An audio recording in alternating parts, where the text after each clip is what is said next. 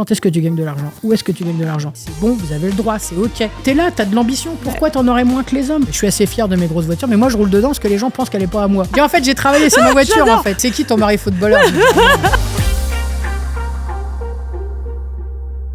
Bonjour à tous et bienvenue dans Roasty Talk, l'émission où l'on prend une pause autour d'un verre de bubble tea pour découvrir des parcours de vie inspirants et uniques. Aujourd'hui, c'est un honneur immense pour moi d'accueillir une invitée exceptionnelle. Karine Rouvier, PDG d'Europamiante, une entreprise spécialisée dans le désamiantage qui, depuis sa création en 2008, génère plus de 10 millions d'euros de chiffre d'affaires par an. Karine est bien plus qu'une dirigeante accomplie, elle est également une militante engagée pour voir davantage de femmes à des postes de direction et à la tête d'entreprise. Son expertise reconnue dans le domaine de la stratégie d'entreprise en fait une source précieuse de conseils pour créer un business model solide et adaptable. Karine met particulièrement en avant l'importance de comprendre le marché cible, d'analyser la concurrence et d'identifier les ressources essentielles au succès. Son parcours est marqué par des moments de courage et de résilience. Et ce qui m'inspire vraiment chez elle, c'est sa capacité à allier sens aigu des affaires et un profond engagement humain. Donc mère de 4 enfants, elle réussit à concilier avec brio les exigences d'une rôle de dirigeante et les responsabilités de sa vie personnelle, faisant d'elle une source d'inspiration pour ceux qui cherchent à atteindre un équilibre authentique entre ces deux sphères qui sont complètement essentielles. Aujourd'hui, c'est un réel privilège pour moi de l'accueillir dans Roasty Talk pour qu'elle nous partage ses expériences, ses apprentissages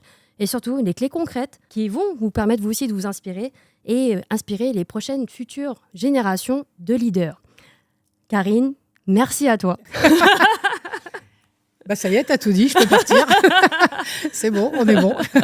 Ah non, surtout pas. Là, je n'ai fait qu'une introduction, mais l'objectif, c'est vraiment de t'entendre. Moi, je suis vraiment très contente que tu aies accepté. En plus, c'est vrai que ça s'est fait vraiment, tu vois, de manière très spontanée. Oui, rapide. Efficacité, rapidité. Efficacité, ouais, c'est ça. Ça, j'adore. Donc, et en plus, tu m'as dit, pareil, moi, je veux un bubble tea santé. C'est ça. Je ne veux pas un bubble tea qui soit froid. Donc voilà, on t'a proposé un bubble tea infusion au gingembre. J'adore le gingembre. Il paraît que ça met de la dynamique, c'est ça? Exactement. Voilà. C'est au cas où j'en avais pas assez, en fait. Je tourne au gingembre. Non. Voilà le secret. Incroyable. Non, mais voilà, en tout cas, Karine, moi, j'aimerais justement que notre audience puisse aussi entendre ta voix, tout simplement. Tu m'as donné un petit avant-goût, justement, par rapport à l'histoire d'Europamiante, en m'expliquant un petit peu les moments sur lesquels tu es en train de vivre des gros challenges. Et moi, j'aimerais quand même qu'on revienne un petit peu, tout simplement, à comment l'idée est venue, comment ça s'est passé, comment cette envie d'entreprendre est arrivée, tout simplement, où... Alors ça, c'est un sujet à lui tout seul. Donc, la première fois que j'ouvre une entreprise à mon nom, j'ai 21 ans, j'ai un petit garçon qui a quelques mois. J'habite à Gagny. Et dans les rues autour de moi, je vois dans les commerçants, je vois qu'il y a 3 fleuristes qui ferment les uns derrière les autres en moins de 6 mois. Okay. Et je me dis que c'est un commerce de proximité. Et en même temps, il y a un nouveau local tout neuf qui se construit juste à côté de chez moi aussi. Et je me dis, il y a une belle opportunité qui se présente. Donc, je vais voir le propriétaire du bâtiment. Mm-hmm. Je loue le rez-de-chaussée, une des boutiques. Et j'en fais un magasin de fleurs. Voilà. Donc là, c'est ma première entreprise. Alors bien sûr, je ne suis pas fleuriste, donc sinon ça se saurait. Je suis comptable de formation. Et donc, j'embauche un premier salarié. J'embauche, qui sera la seule d'ailleurs salariée. Donc, j'embauche une salariée. Et puis, du mardi au samedi, elle va donc s'occuper du magasin de fleurs. Donc, moi, tous les jeudis, en plus de mon boulot, parce que j'étais comptable à l'époque, donc en plus de mon boulot, tous les jeudis matins, je me lève à 3h. À 4h, je suis au hall de Rungis, et puis je remplis le magasin. Je reviens à 8h au magasin, je décharge ma voiture, je fais la livraison du camion que je programme et je repars travailler. Et donc, ça durera comme ça pendant, je crois, 1 an et demi. Et donc, c'était ma première entreprise. Mais je le faisais pendant que j'avais un autre boulot. J'étais responsable de comptabilité déjà dans la boîte où j'étais. Et tu me dis que tu avais ton fils aussi là Et j'avais mon fils aussi, ouais. Mais je me suis jamais... En fait, j'ai pas mis les choses les unes au bout des autres. J'ai mis les choses côte à côte. En fait, pour moi, tout est côte à côte. C'est un peu des cases étanches. Tu vois, il y a ma vie professionnelle, ma vie avec mes enfants, ma vie avec mon mari. En fait, c'est des cases étanches qui, pour moi, peuvent avancer tout en même temps. Alors, des fois, il y a une qui avance plus vite que l'autre. Des fois, ça avance plus du tout. Mais pour moi, du coup, c'est pas incompatible d'avoir 4 gosses, de se lancer dans l'entrepreneuriat, de changer de mari, parce que j'ai 4 enfants avec 3 pères différents. Donc, pour moi, tout ça, c'est pas incompatible. C'est juste des lignées qui sont les unes à côté des autres. C'est comme ça que je fonctionne. Du coup, je peux lancer des choses qui, pour moi, n'auront pas de conséquences sur l'autre lignée, alors qu'en fait, la vérité, c'est pas ça. La vérité, c'est que quand tu changes de mari, c'est le bordel dans ta vie. Quand tu changes de boulot, c'est le bordel avec ton mari. Il y a toujours du bordel partout. Mais moi, je l'envisage pas comme ça au départ. Au départ, il n'y a pas de conséquences sur les autres, donc je mène ma petite vie avec ma lignée qui avance ou qui avance pas. Donc, voilà. Et donc, j'ai arrêté le magasin, donc ça marchait plutôt pas trop mal. C'était un magasin de proximité. C'était pas fait pour que je gagne beaucoup d'argent, mais parce que, je sais pas, j'ai trouvé ça intéressant d'être entrepreneur à cette époque-là. Et puis, à l'époque, je me sépare du père de mon fils. Voilà. Et du coup, tout vole en éclats, puisqu'il vient dans le magasin on se bat tous les deux. Enfin, c'était un peu le bordel. Donc, j'arrête le magasin, j'arrête tout du jour au lendemain. Puis, je découvre aussi qu'il avait fricoté avec la vendeuse. Donc, du coup, je me dis, on va pas la garder non plus. On va pas faire ça, quoi, voilà. Et du coup, j'arrête tout et j'envoie que 2 CV. Je me dis, bon, je vais aller bosser. J'avais déjà bossé avant. Donc, voilà.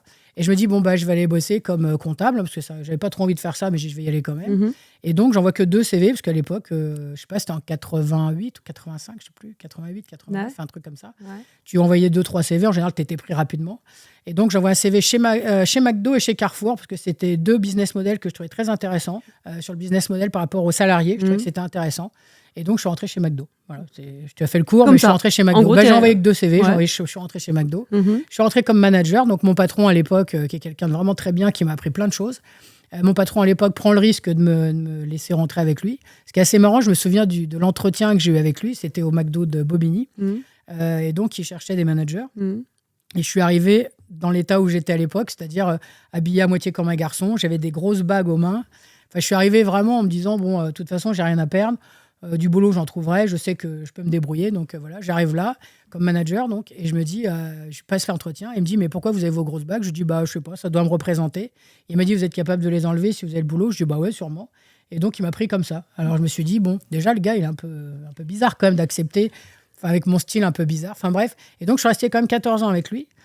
Donc, j'ai été manager chez McDo, qui était vraiment une belle expérience. J'ai dû arrêter d'être manager parce que ma vie privée m'a rattrapé. C'est-à-dire que le père de mon fils commençait à aller me chercher des noises au tribunal. Ah ouais. Quand on est manager, on bosse tôt le matin, tard le soir, on a une vie de patachon, etc. Donc, ça commençait à être un petit peu tendu. Et je ne comptais pas me faire embarquer mon fils pour des horaires de travail. Donc, j'ai été le voir un jour. Je lui ai dit, écoute, je suis obligé d'arrêter. Je vais retourner dans mon brave boulot de comptable. Il me faut des horaires fixes, sinon je vais perdre mon fils. Et donc, mon patron à l'époque me dit, écoute, ça tombe bien, la comptable vient de s'en aller, elle suit son mari à Shanghai, j'ai plus de comptable. Et il me dit, c'est bien comptable que tu es ? Je dis, je suis comptable. Il me dit, allez, go, on est parti. Donc, comme ça, en une semaine, je suis passé de manager à comptable. Et donc, c'est comme ça que je l'ai accompagné pendant les 14 prochaines années. J'ai été comptable, DAF, DRH, je l'ai accompagné. On a ouvert un 2e, puis un 3e, puis un 4e. Je suis parti, il y avait 14 restaurants. Donc voilà, j'ai accompagné cette croissance exceptionnelle pour de la restauration rapide. Et donc j'ai beaucoup appris en fait. Ce patron en question, en fait, c'était en fait quelqu'un qui était du siège ou bien c'était une personne en fait qui était franchisée. C'est un franchisé. C'est un franchisé. C'est un franchisé. Ouais, c'est un franchisé qui est assez connu chez McDo, qui fait partie du. Je crois que c'est lui qui a monté le comité éthique. D'accord.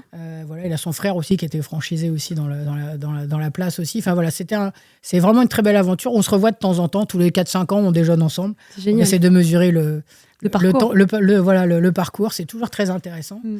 Donc voilà, et je suis partie au bout de 14 ans parce que j'avais largement fait le tour du poste. Bien sûr. Je m'ennuyais assez sérieusement quand même. Et puis, il y avait quelques histoires qui ne me plaisaient pas de trop. Donc voilà, donc je me suis dit, mes valeurs n'y étaient plus. Et puis, j'avais quand même 3 enfants déjà entre-temps. Alors, je m'étais séparée du père du grand. Je m'étais remise avec un autre. Il a accepté aussi parce que j'ai un patron quand même en or. Vraiment, j'avais un patron en or. Je lui ai fait des coups pendables. Il a toujours été sympa avec moi. Pendant un moment, je suis partie habiter dans le sud de la France. Et donc, comme je voulais pas perdre mon boulot et qu'en même temps, j'étais très efficace, je lui avais proposé, écoute, à l'époque, il n'y avait pas Internet, il n'y avait pas tout ça. C'était dans les années 93, 94. Il y avait Internet, mais pas accessible comme aujourd'hui. Et donc, je lui propose, écoute, je m'installe dans le sud. Je remonte 10-15 jours par mois. Je fais tout le boulot. Je fais les arrêtés de fin de mois. Parce que les arrêtés, c'est avec les Américains derrière. Donc, J+4. Enfin, c'est une machine de guerre, McDo et les Américains derrière. Donc, je lui dis, écoute, je fais tout le boulot, je fais le J+4, je fais tout, tac, tac, tac, et je rentre chez moi, je reprends mes gamins 10 jours, je reviens 15 jours, enfin voilà. Donc, avec des allers-retours en avion, etc. Il me dit, banco, on y va. Voilà. Donc, il me fait confiance sur le fait que je passe d'un temps plein et je fais mon boulot en un temps pas plein du tout. Ouais, bien sûr. Pas mi-temps, mais pas loin d'un mi-temps, pour que je fasse exactement le même boulot. Et donc, c'est ce que j'ai fait. Donc, pendant 10 jours, j'étais en quelque sorte en vacances avec mes enfants dans le sud. Et puis, pendant 15 jours, je remontais. Et là, j'étais non-stop. Alors, j'habitais chez une copine qui était une directrice. J'habitais et je bossais 15 heures par jour. En fait. Donc, j'enchaînais comme une dingue pendant 15 jours. Et après, je repartais. Et voilà, il a été très sympa. Il a accepté ça. Jusqu'à ce que je me sépare du père des des deux. Et du coup, je suis remontée et là, j'ai repris ma vie un peu plus normale, quoi. Donc voilà. Ah ouais, non mais c'est incroyable. Enfin, vraiment, cette expérience, en fait, elle t'a apporté finalement une vision aussi autre. C'est-à-dire qu'à partir du moment où on demande, mais qu'on assume aussi, de manière générale, parce qu'en fait, il a été entre guillemets adorable, mais c'est parce qu'en fait, tu as prouvé aussi ta valeur. Je sais pas, c'est adorable, c'est pas le mot, hein, parce que c'est pas une question. Il n'y a pas d'histoire de relation, d'émotion entre nous. On est d'accord. C'était vraiment une question d'efficacité. C'est ça, c'est qu'il observait simplement en fait ce que tu étais capable de faire. Je pense qu'il avait grande confiance dans ma capacité surtout. C'est ça. D'ailleurs, j'ai mis longtemps à comprendre que j'avais une vraie capacité de travail. Pour moi, c'était normal en fait de bosser longtemps, de bosser le soir. Enfin, quand on rachetait des restos, par exemple, pendant 3 jours, on bossait comme des dingues, on dormait même pas. Enfin, c'était vraiment c'était très intense à l'époque. Ce que m'a appris cette expérience, c'est le client d'abord, parce que chez McDo, c'est le client d'abord. Et c'était vraiment ancré, alors je ne sais pas si c'est toujours le cas, mais c'était vraiment très, très ancré dans l'esprit de tout le monde. De faire très attention aux petits détails. Ça, c'est vraiment, puisque la rentabilité chez McDo, c'est le détail. Hein. C'est le petit truc, le petit supplément de frites que vous donnez en trop. C'est un peu trop d'eau gazéifiée dans le coca. Enfin, tout ça, c'est la marge, elle est sur pas grand-chose. Donc, l'addition de pas grand-chose fait des grandes rivières. Ça, c'est très intéressant en termes de gestion et en termes de compréhension du bénéfice d'une entreprise. C'est-à-dire entre le chiffre d'affaires qu'on fait et la marge, des fois, c'est l'addition de plein de petites choses. C'est pas toi que j'explique ça, vu le succès de ton entreprise, mais du coup, voilà, c'est vraiment là où je l'ai appris. Alors que j'ai quand même un bac de compta, j'avais fait de l'économie, du droit, etc. J'avais compris les théories, mais la pratique était vraiment très intéressante. Donc, voilà. Ça a été significatif pour construire cette Karine aussi qui se découvrait et qui, au-delà de ça, vous voyez qu'elle faisait et obtenait de plus en plus de résultats. Donc d'un point de vue... je pense que confiance, je pense que tu l'avais déjà. C'est simplement qu'il fallait juste que tu vois en fait les situations, que tu puisses les vivre, comme tu disais, que ce soit pas théorique. Et qu'est-ce qui a justement enclenché la suite, simplement parce que donc là. Après, je plaque le père de mes 2 autres gamins. Donc je me retrouve toute seule à Paris, en Île-de-France. Et puis bon, je continue tranquillement de bosser. Et puis vraiment, au bout de 14 ans, j'ai fait le tour. Vraiment, puis voilà. Et donc, il y a un élément déclencheur, c'est qu'en fait, j'ai fait rentrer dans le système des 14 restos que je gérais, j'ai fait rentrer une entreprise de rénovation qui s'occupe de faire la rénovation la nuit des restaurants, en plus de l'homme de maintenance qu'on avait. Et depuis toujours, je suis assez attirée par le BTP. Alors, à l'époque... parler de ça, c'est marrant, parce qu'il y a longtemps que je n'en ai pas parlé. À l'époque, je faisais moi-même des travaux, en fait. C'est-à-dire, chez moi, j'avais une maison que je louais, d'ailleurs, je crois. Oui, je le louais. Et je faisais le carrelage. À un moment, j'avais une jeune femme qui habitait chez moi en permanence, que pour garder les 3 enfants, pendant que je bossais comme une dingue, il fallait avoir quelqu'un. Et donc, j'avais fait la pièce, en fait. Le garage, j'avais coupé en 2. J'ai monté les murs, je fais le carrelage. Enfin, voilà. Après, un jour, je m'étais dit, il faut que je refasse l'extérieur, donc tout le pavé extérieur. Donc, j'ai fait venir des potes, mon frère, je crois aussi. Et puis, on a sorti la bétonnière et puis on a commencé à faire du béton, etc. Ça me paraissait vraiment évident de le faire. Quand tu as envie de le faire, tu le fais. Voilà. Comme un jour, ça me prend, je repeins ma cuisine en verre, ce qui était vraiment une erreur monumentale. Quand je vois les photos, c'est une catastrophe. J'avais repeint ma cuisine en verre clair. Ça m'avait pris un matin. Tiens, je repeins en verre. Donc voilà. Enfin, j'ai envie de faire des choses, je l'ai fait. Et donc voilà, donc à l'époque, je suis un peu sur du spontané. Et puis vraiment, le BTP m'attirait vraiment depuis longtemps. Je trouve que c'est sympa de pouvoir créer quelque chose. Moi, j'adore me balader, regarder les bâtiments, regarder les églises, non pas pour ce qu'elles valent en valeur spirituelle, mais en valeur technique et architecturale. J'adore. Les bâtiments de Paris, j'adore aussi. Enfin voilà, c'est vraiment un métier qui m'intéressait depuis longtemps. Et puis du coup, cette entreprise que j'avais fait rentrer chez McDo, le monsieur me dit voilà, moi c'est trop loin de chez moi, je vais partir à la retraite, je vais arrêter, c'est pas rentable pour moi, etc. Qu'est-ce qu'on fait? Et ben je lui dis c'est peut-être l'occasion pour moi de sauter le pas. Et donc je lui dis je vous propose de la racheter 1 euro, puisque j'ai pas d'argent de toute façon. Donc je la rachète 1 euro. Il me dit bah ok, banco, on y va là-dessus. Et donc je récupère une secrétaire qui était dedans et je récupère 3 salariés qui étaient à l'intérieur. Et donc, ça démarre comme ça. Donc, à l'époque, entre-temps, je me suis mariée, je crois. Oui, entre-temps, j'étais mariée. Je me suis mariée ou pas avant? Je ne sais plus. Alors, j'étais déjà avec mon mari actuel. Mon mari actuel, ça fait 25 ans qu'on est ensemble. Oh. J'étais très instable avant, mais après, je suis devenue stable. Non, mais c'est un garçon stable. Donc, oui, j'étais déjà mariée quand je fais ça. Donc, je passe, du coup, le cap... de passer de 3 enfants célibataires à 3 enfants avec un mari. Donc à l'époque, mon mari a 25 ans. Je ne sais pas comment il a fait pour se marier avec une nana qui avait 31 ans et qui en prime avait 3 gosses et qui court partout. Je ne sais pas, ça reste un mystère en fait. Ça reste un vrai mystère. Ça. Quand j'ai vu mon fils de 25 ans discuter avec des femmes et me dire qu'à cet âge-là, en fait, à 25 ans, projeter mon fils se marier avec une femme de 31 ans qui a 3 enfants, je me suis dit vraiment mon mari était barjot. En termes de vue par rapport à ce que les gens ont dû penser de lui, les gens ont vraiment dû se dire il est complètement barjot ce mec. Non, mais c'est marrant. C'est bizarre de penser ça. Faudrait pas penser comme ça. Je pense que tu avais cette énergie, tu avais cette flamme en tout cas qui a fait que je pense qu'il n'y a pas de hasard. En tout cas, je pense qu'il a dû être sensible à ça.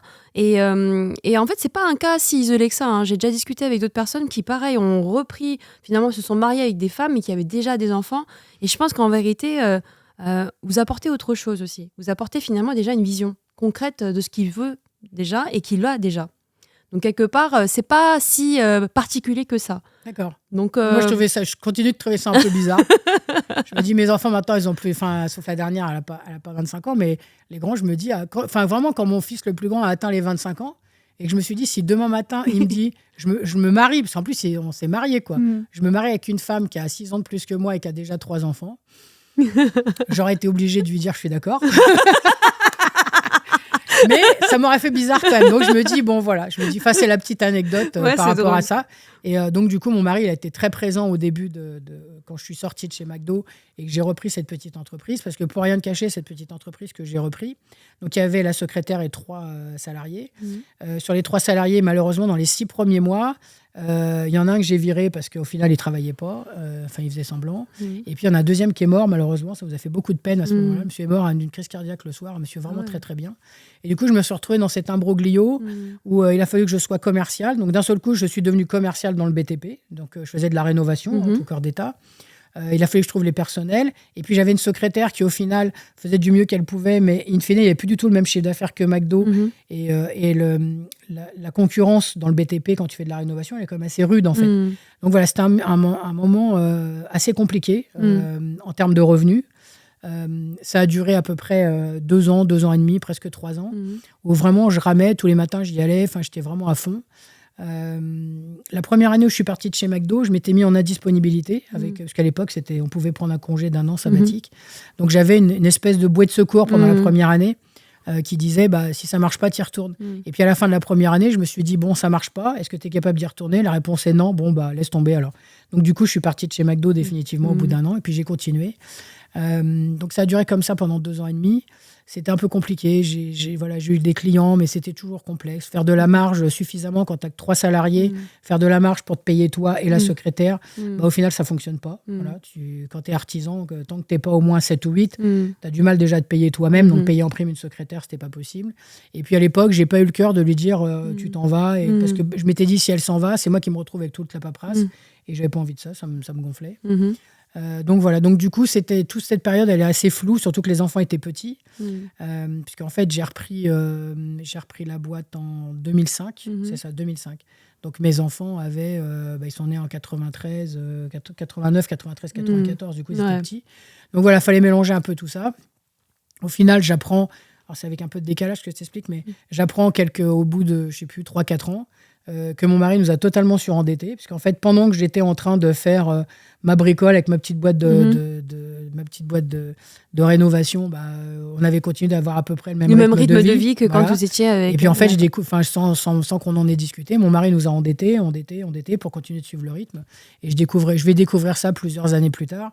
Et donc là, j'ai remis les choses dans le bon sens. On a repris un crédit, j'en ai repris un. Enfin voilà, on a rétabli les trucs et je lui ai dit on s'endette plus jamais et on arrête de faire ça. Et donc après, on a remis la barre dans le bon sens. Voilà. D'accord. Ça a été un peu compliqué. Ça a été vraiment, c'était un cumul. Le fait de se dire que en fait, je l'ai pas vu parce que j'ai une vraie faculté à mettre des œillères et à pas voir ce qui se passe autour de moi, vraiment. Donc j'étais dans mon truc professionnel, je gagnais pas beaucoup d'argent par rapport. Avant, j'étais très bien payé. Oui, bien sûr, mais oui. J'étais un peu dans la même situation. J'étais bien payé, j'avais la voiture, j'étais le bras droit de mon patron en plus de l'opérationnel. Moi, j'avais tout l'administratif, donc j'étais bien payé, je ne me posais pas de questions. Et du coup, là, voilà, ce changement de vie, je l'ai pas ressenti comme quelque chose de grave. Mon mari a absorbé ça, en fait. Donc, il n'a pas forcément soutenu mes projets, mais pour le coup, il a absorbé le contre-coup du projet qui ne tournait pas bien. C'est une vraie chance d'avoir quelqu'un autour de toi qui est capable d'absorber le contre-coup des mauvais projets. Bien sûr. Voilà. Et puis, un jour... Donc là, j'étais entrepreneur dans le BTP, j'étais très contente de moi. D'ailleurs, je me nourrissais de ça. La preuve, je n'avais pas de sous, donc bien que je me nourrisse d'autres choses. Donc, je me nourrissais vraiment bien de ce truc-là. C'était vraiment sympa. Ouais. Et puis, quand même, au fond de moi, je me disais quand même, en tant que gestionnaire, tu vois bien que ça marche pas. Enfin, il y avait plein d'alertes. Je disais, putain, tu vois bien que ça marche pas. Faut que tu fasses quelque chose. Mais qu'est-ce que je fais d'autre? Je sais pas. Enfin, bref. Et ça me plaisait toujours. Et puis, un jour, j'étais dans un bureau avec un architecte. Enfin, j'étais dans des plateformes de bureau, pardon, avec un architecte. Et il ouvre la porte et il me dit, tu vois, cette salle, là, apparemment, il y a plein d'amiante dedans. Je sais pas quoi en faire. Apparemment, il y a une réglementation assez stricte là-dessus. Et du coup, qu'est-ce que tu peux faire pour moi? Bon, à l'époque, entre-temps, Internet est arrivé. Donc, on a enfin un peu de matière à réfléchir tout seul dans son coin. On n'est pas obligé d'aller à la bibliothèque pour savoir ce qui se passe. Quand je pense à ça, je me dis, ça, c'est un truc de fou. Ça. Mais Ouais, c'est ça, clair d'avoir fait ça. Ça, c'est fou, ça. Ah, mais c'est ouf, hein, parce que c'est vrai que tu passes d'un cycle vraiment où le système de travail était extrêmement cloisonné, très fermé, et d'un coup, Internet. C'était compliqué, ça. Je me dis, comment on a fait en étant jeune? Tu sais, à l'époque, quand je dis ça, j'ai l'impression d'avoir 102 ans. Non, mais vraiment, j'ai 102 ans. À l'époque, quand on te demandait un exposé en classe, c'est vrai, hein, quand on te demandait un exposé en classe, tu allais ou acheter à la librairie le petit coupon, là, je ne sais plus comment il s'appelait, ces petits feuillets que tu devais découper pour les images, ou alors tu allais à la bibliothèque pour chercher sur le truc, tu restais assis, tu cherchais, tu étais désespéré, tu avais juste envie d'aller voir tes potes. Pour à la fin faire un exposé avec des trucs que tu avais collés à droite à gauche, tu te dis, mais comment on a fait ça, quoi, sérieusement? J'ai 102 ans quand je raconte ça. Ça fait drôle parce que j'ai vécu cette époque-là, donc je suis... Ah, t'as pas 102 ans aussi? J'en ai pas 102, t'inquiète, tu me fais peur. Putain, j'ai vieilli prématurément, c'est pas possible. C'est ça, c'est Non, terrible. non, mais c'est drôle parce que maintenant, c'est vrai que c'est tellement entré naturellement dans nos mœurs, dans nos habitudes, dans notre cadre de vie qu'on n'arrive plus à envisager à quel point c'était dur d'accéder à l'information. C'était terrible, vraiment. Et donc, moi, quand j'arrive, Internet, pour moi, c'était une révélation. J'ai enfin accès à tout ce que je veux. Je passe, par exemple, aujourd'hui, je fais du coq à l'âne, mais aujourd'hui, ChatGPT, je sais pas, ça doit passer, ça prend beaucoup de temps dans ma vie, parce qu'en fait, j'essaye plein de trucs, je peux enfin réfléchir à plein de choses. Enfin, voilà, c'est incroyable pour moi. Donc, bref, en 2006, 2007, donc, on m'ouvre la porte de ce truc. Je dis, on parle de désamiantage. Je dis, tiens, qu'est-ce que c'est que cette bête-là? Je dis, je vais regarder. Je passe ma nuit sur Internet. Vraiment, j'y passe toute la nuit. Et là, je découvre, de fil en aiguille, je découvre le truc. Je me dis, marché sécuritaire. On m'avait déjà dit marché sécuritaire, marché obligatoire et sécuritaire. C'est vraiment là qu'il faut que tu ailles. Quand on m'a dit ça, d'ailleurs, c'est le monsieur qui m'a vendu l'entreprise de rénovation qui m'avait dit, marché de sécuritaire, c'est très intéressant. Mon mari m'avait dit, ne va pas vers le particulier parce que c'est une connerie. Donc voilà, donc j'ai tenu compte. En fait, je fais très souvent ce que je veux, mais j'écoute souvent les conseils des gens. Et ça n'a pas forcément de répercussions immédiates, mais je mets ça dans un petit coin de ma tête en me disant, ils n'ont peut-être pas tort. Voilà. Ce que je ne connais pas, je me dis, je demande aux gens, puis après, je vois ce que j'en fais. Et donc, on m'avait dit, le sécuritaire, c'est intéressant. L'obligatoire, forcément, c'est des niches où les gens ne peuvent pas passer à travers. Et évite les particuliers, parce que les particuliers changent d'avis toutes les 5 minutes et c'est chiant. Donc, d'ailleurs, je l'ai testé, je le confirme, c'est chiant. Voilà, c'est très chiant. Et du coup, je tombe sur ce truc, là, désamiantage, qui effectivement est totalement sécuritaire, totalement obligatoire et complètement en B2B. Je me dis, il y a peut-être quelque chose à faire. J'épluche un peu le sujet, je me rends compte que c'est totalement réglementaire, donc avec plein de papiers. Il faut savoir discuter avec l'inspection du travail, avec les caisses les caisses de maladie, etc. Je me dis, il y a peut-être un truc à faire. Parce que moi, l'inspection du travail, c'était mon expérience avant chez McDo. Les inspecteurs du travail, les contrôleurs fiscaux, les contrôleurs URSSAF, j'ai eu tout chez McDo, en fait. Et puis surtout, McDo est très, très surveillé. Dès que tu fais un pet de travers, tu finis numéro 1 dans les journaux. Enfin, c'est toujours... Donc, je sais faire du carré et je sais surtout ce que les gens en face attendent de moi et je sais produire ce qu'on attend de moi. C'est pas toujours ce que j'ai envie de faire, mais je sais ce qu'on attend de moi. Et du coup, je me dis, tiens, ça, c'est une belle opportunité. Donc, qu'est-ce que je me dis? Une fois de plus, je me dis, belle opportunité, je vais y aller. Et donc, je dépose ma première certification. Donc, je prends vraiment il y a un référentiel, donc je prends le référentiel et je réponds. Je fais un beau PowerPoint comme je sais faire et tout. J'envoie ça au monsieur. Le monsieur, à l'époque, était le grand monsieur amiante. Je l'ai découvert après, ça aussi. M'appelle mort de rire. Il me dit, mais vraiment, vous êtes qui? Je lui dis, voilà, je veux faire du désamiantage. Il me dit, mais vraiment, vous êtes totalement à côté de la plaque. Je dis, d'accord, monsieur Ducrot, qu'est-ce que je fais alors? Il me dit, bougez pas, je vais vous expliquer. Et donc, le voilà passé 1 heure au téléphone. Il m'a expliqué ce que c'est que d'avoir un référentiel qualité. Je ne savais même pas de quoi on parlait. Référentiel qualité, comment est-ce qu'on fait, etc. Et le monsieur m'a expliqué pendant 1 heure. Il m'a dit, voilà, vous prenez référentiel, l'idée c'est que vous fassiez ça, vous expliquez quelle démarche vous allez faire, tatati, tatata. Il me dit, votre fichier PowerPoint, il me dit, vraiment, c'était une blague. Il m'a dit, j'ai jamais autant rigolé de ma vie. Je dis, c'est sympa, merci. Il m'a dit, vraiment, c'est tellement désappointant qu'en fait, je préfère vous aider. Et donc, j'ai refait ma certification. Donc, j'ai réécrit toutes les procédures, j'ai tout écrit. Ce qui aujourd'hui vaut de l'argent. Aujourd'hui, quand on fait faire quand on veut faire une certification, bien souvent, on fait appel à des cabinets extérieurs qui vous prennent 15 ou 20 000 euros juste pour écrire les procédures. Donc moi, à l'époque, je me suis écrit mes petites procédures. J'ai toujours que 4 salariés. J'ai déposé ma certification et là, il m'a dit, OK, vous passez en commission. Donc, il y a 2-3 bricoles. J'ai eu ma certification. Donc, 2018, j'obtiens ma certification. Et là, en fait, ma vie a changé. radicalement. Parce qu'en fait, je suis tombée dans un milieu. C'est un peu comme toi avec les bubbles, c'est-à-dire que tu es d'un truc que les gens ne connaissent pas, et d'un seul coup, les gens commencent à connaître, mais tu es toute seule sur le marché. C'est un peu ce qui m'est arrivé, c'est-à-dire que le désamiantage à l'époque, moi je ne connaissais pas l'histoire, etc. Je n'avais pas réfléchi à ce qui se passait autour de moi. J'avais juste trouvé que le sujet était intéressant, et voilà.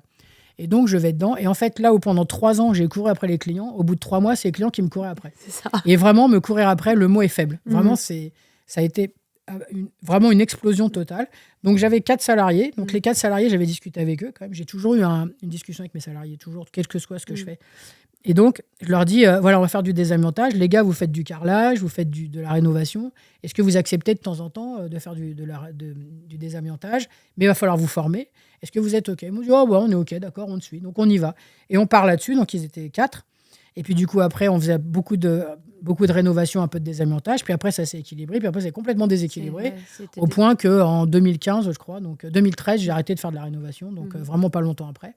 Et donc, on a fait que du désamiantage. Et au début, on était 4, puis 6, puis 8, puis 12, puis enfin voilà. Ça a été. Ça a fait que augmenter jusqu'à. Voilà, ça a fait que crescendo. Au début, pour te donner une idée, quand j'ai eu ma première certification en 2008, on était, je crois, moins d'une centaine en France. On était à peu près moins d'une centaine.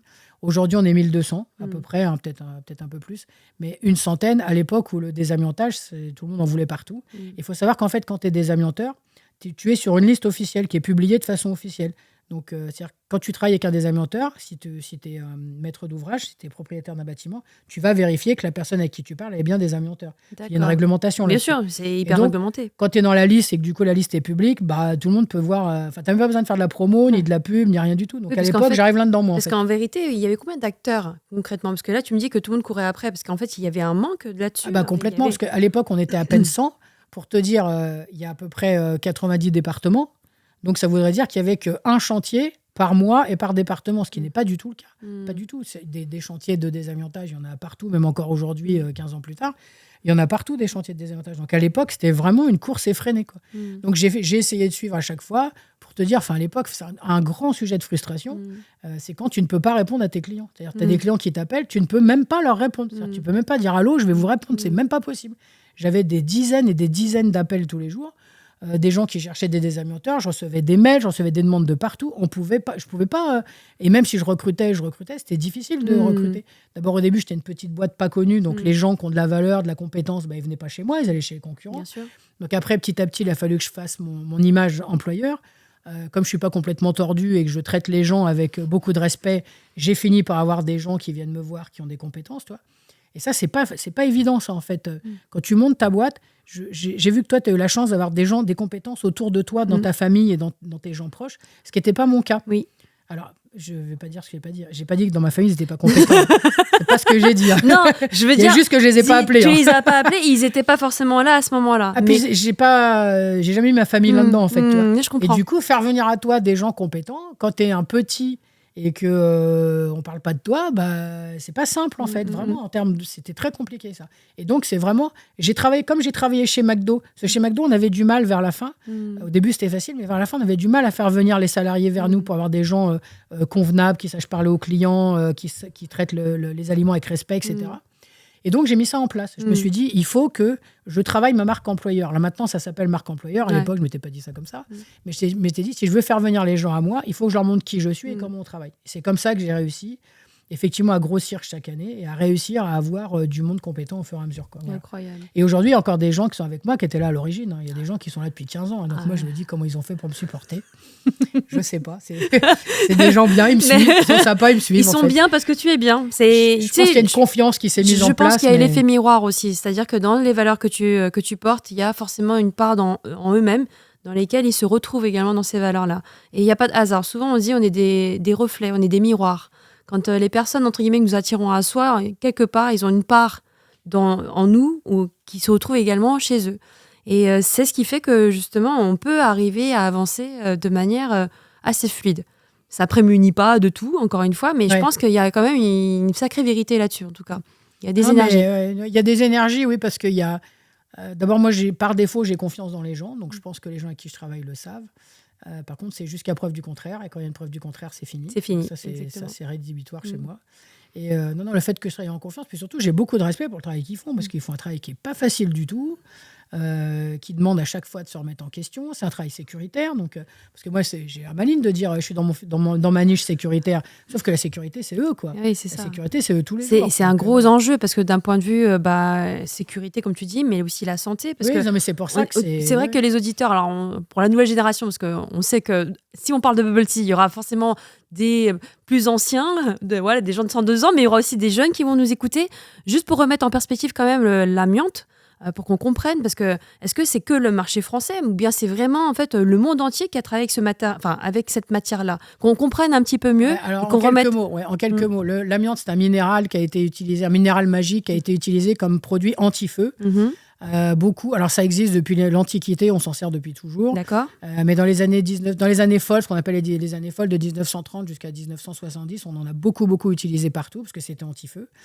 Et ça cristallisait plus vite aussi, donc on en retrouve partout. On en retrouve dans les navires, on en retrouve dans les avions, on en retrouve dans les trains, on en retrouve dans les cheminées, on en retrouve dans le BTP beaucoup, puisqu'en fait il y a beaucoup de normes anti-feu. Tout ce qui est bâtiment public, par exemple, il y en a partout. Donc on en trouve souvent dans les cols de carrelage, on en retrouve dans les toitures, c'est les petites tôles ondulées grises, souvent c'est de l'amiante aussi. On en retrouve partout, parce qu'on en a mis vraiment partout. On a mis dans des flocages, dans les parkings, etc. Et puis est venu s'immiscer tous les gens qui font des études là-dessus. On s'est rendu compte qu'il y avait beaucoup de cancers par rapport aux gens qui extrayaient ce minéral. Donc petit à petit, l'Europe, les États-Unis, etc., ont interdit l'amiante. En France, ça s'est interdit en 1996. D'accord. Mais il faut savoir qu'aujourd'hui encore, il y a des pays où c'est encore utilisé. C'est encore utilisé en grande quantité, notamment tout ce qui est la Russie et puis certains pays d'Afrique. La Chine qui en utilise encore beaucoup. Donc voilà, c'est une chance pour nous, parce qu'en fait, plus on utilise, plus ça arrive en Europe, plus on est obligé d'intervenir pour l'enlever. Enfin, du coup, c'est assez marrant. Donc voilà, donc c'est comme le produit miracle. Parce que c'était anti-feu, mais ça a beaucoup. Il y a eu beaucoup de victimes là-dessus en termes d'accidents, enfin pas d'accidents, mais un enjeu d'accidents du sanitaire. travail. Il y avait un enjeu Il y a un sanitaire vrai assez enjeu fort. qui n'est pas encore arrivé au pic de ce qui est possible, puisqu'en fait ça déclare des maladies, notamment des cancers, et ça a jusqu'à 30 à 40 ans d'incubation. Donc il y a des gens qui aujourd'hui sont atteints d'un cancer lié à l'amiante parce qu'ils ont touché de l'amiante il y a 30 ou 35 ans. Et donc c'est à l'époque où ce n'était pas encore interdit. Donc petit à petit, là on est en train d'arriver au pic.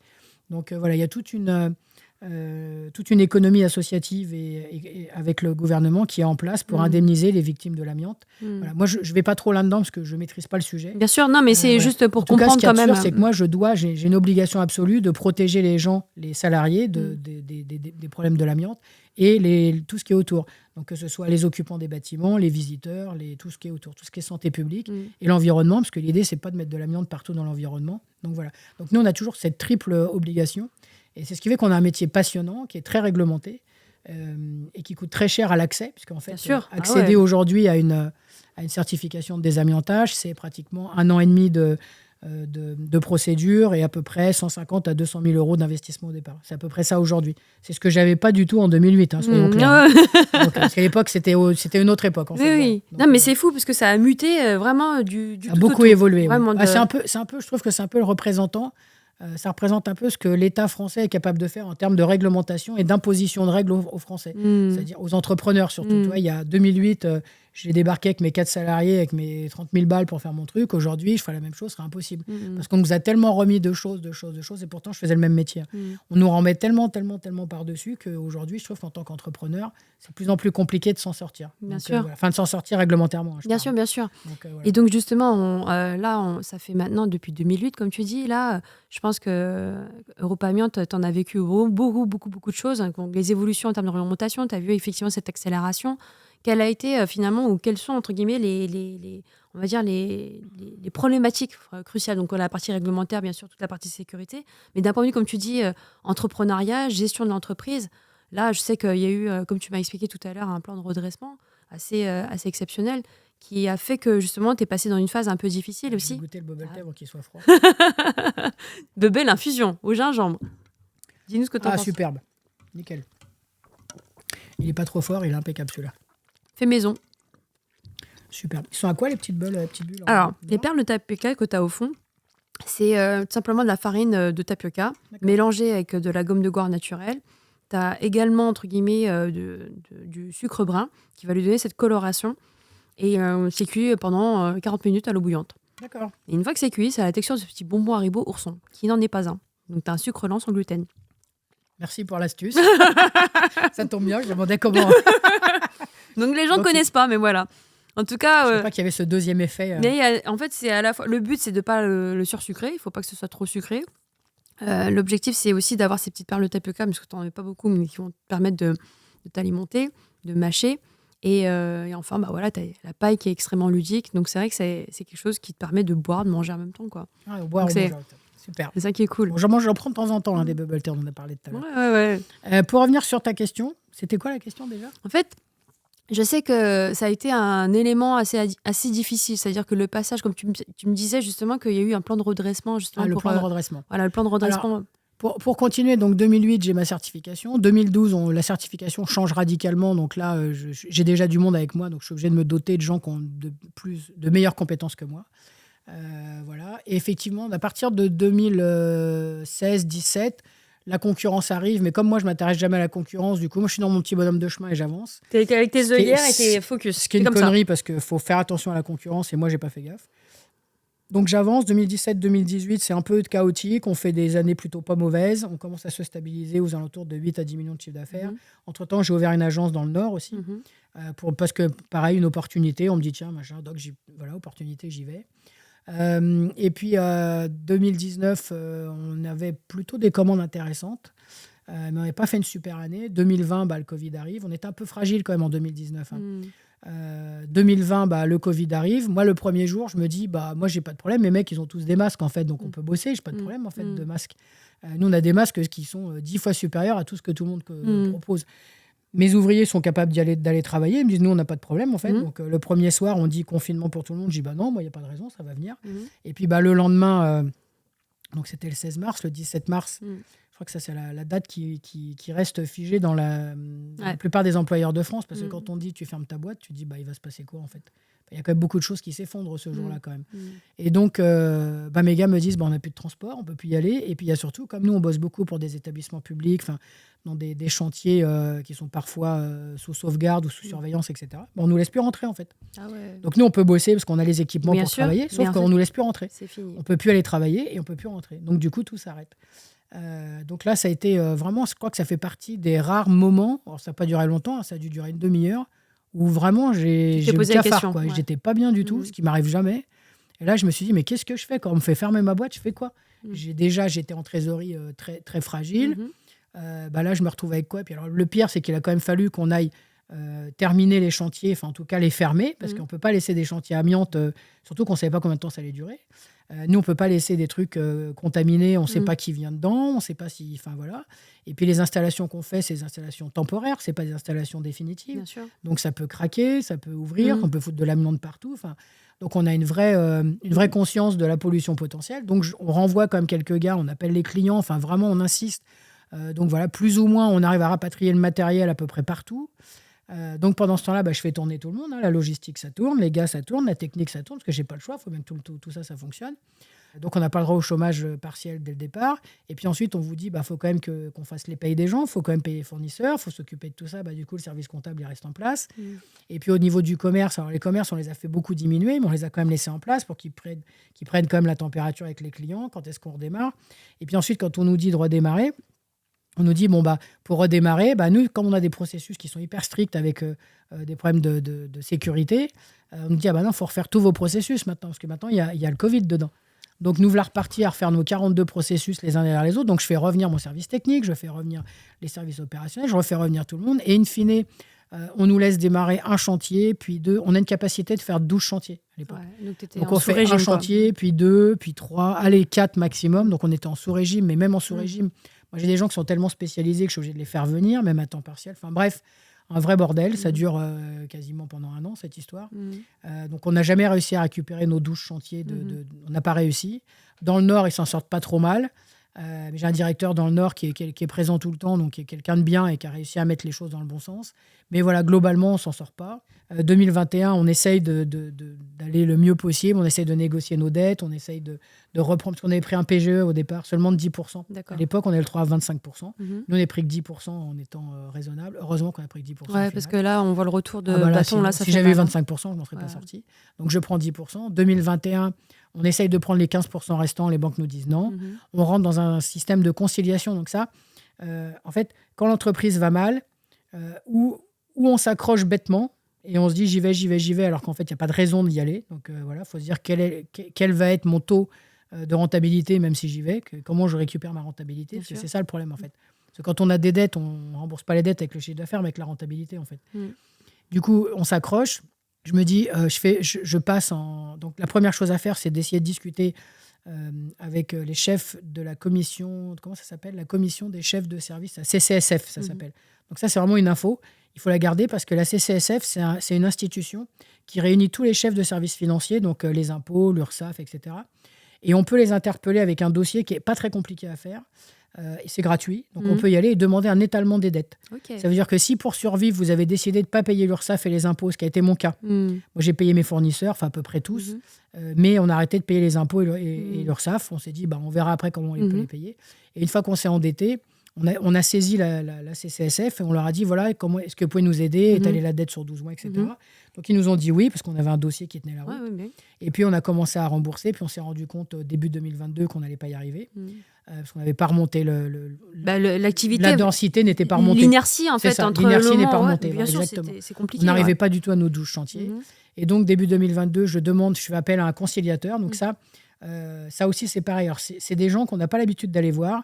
C'est tout ce qui est administrateur, mandataire, liquidateur. Tout ça, ça a plein de noms bizarres, mais souvent, c'est les mêmes personnes. Parce qu'ils ont plusieurs casquettes. D'accord. Mais voilà, donc le mandataire, c'est une casquette à part. Et l'administrateur, qui peut être aussi conciliateur, mandataire ad hoc, commissaire d'exécution au plan, tout ça, c'est la même personne. En fait, C'est le même individu, en fait. En fait, les institutions en fait, qu'on ne connaît pas, quand on est chef d'entreprise, quand on est vraiment, comme on dit, bon père ou mère de famille, qu'on est là à vouloir faire les choses, tu te rends compte qu'avec un événement, ça peut, mais vraiment, tu vois, c'est vriller la trajectoire, mais de petit à petit. Et au final, tu te dis, non, il n'y a pas de raison que je suis toujours dans cette dynamique-là. Et comme tu dis, c'est un peu sortir de l'eau et essayer de dire, là, la direction, elle tend, entre guillemets, à aller pas dans la mauvaise, enfin, pas dans la bonne. C'est avoir le recul nécessaire de se dire, peut-être qu'il faut que j'ajuste les choses. Et ces opérateurs-là, on ne les connaît pas. Non. Et c'est ça, en fait. C'est très difficile de les approcher et de comprendre comment ça marche. Moi, jusque-là, je n'ai pas trop de connaissances là-dessus. Vive Internet, encore une fois, parce que du coup, j'ai beaucoup potassé le sujet en me disant c'est qui, qu'est-ce qu'ils font, c'est qui ces gens-là, etc. C'est assez compliqué. Comment vous dire? Alors, je sais pas. Moi, je pense que le système aujourd'hui, les tribunaux de commerce, c'est pas un sujet qui est d'actualité. Et pourtant, je trouve qu'il y a une vraie actualité là-dessus. Il faut absolument revisiter le droit du commerce et la façon dont ça fonctionne, parce que c'est pas fait pour sauver les entreprises.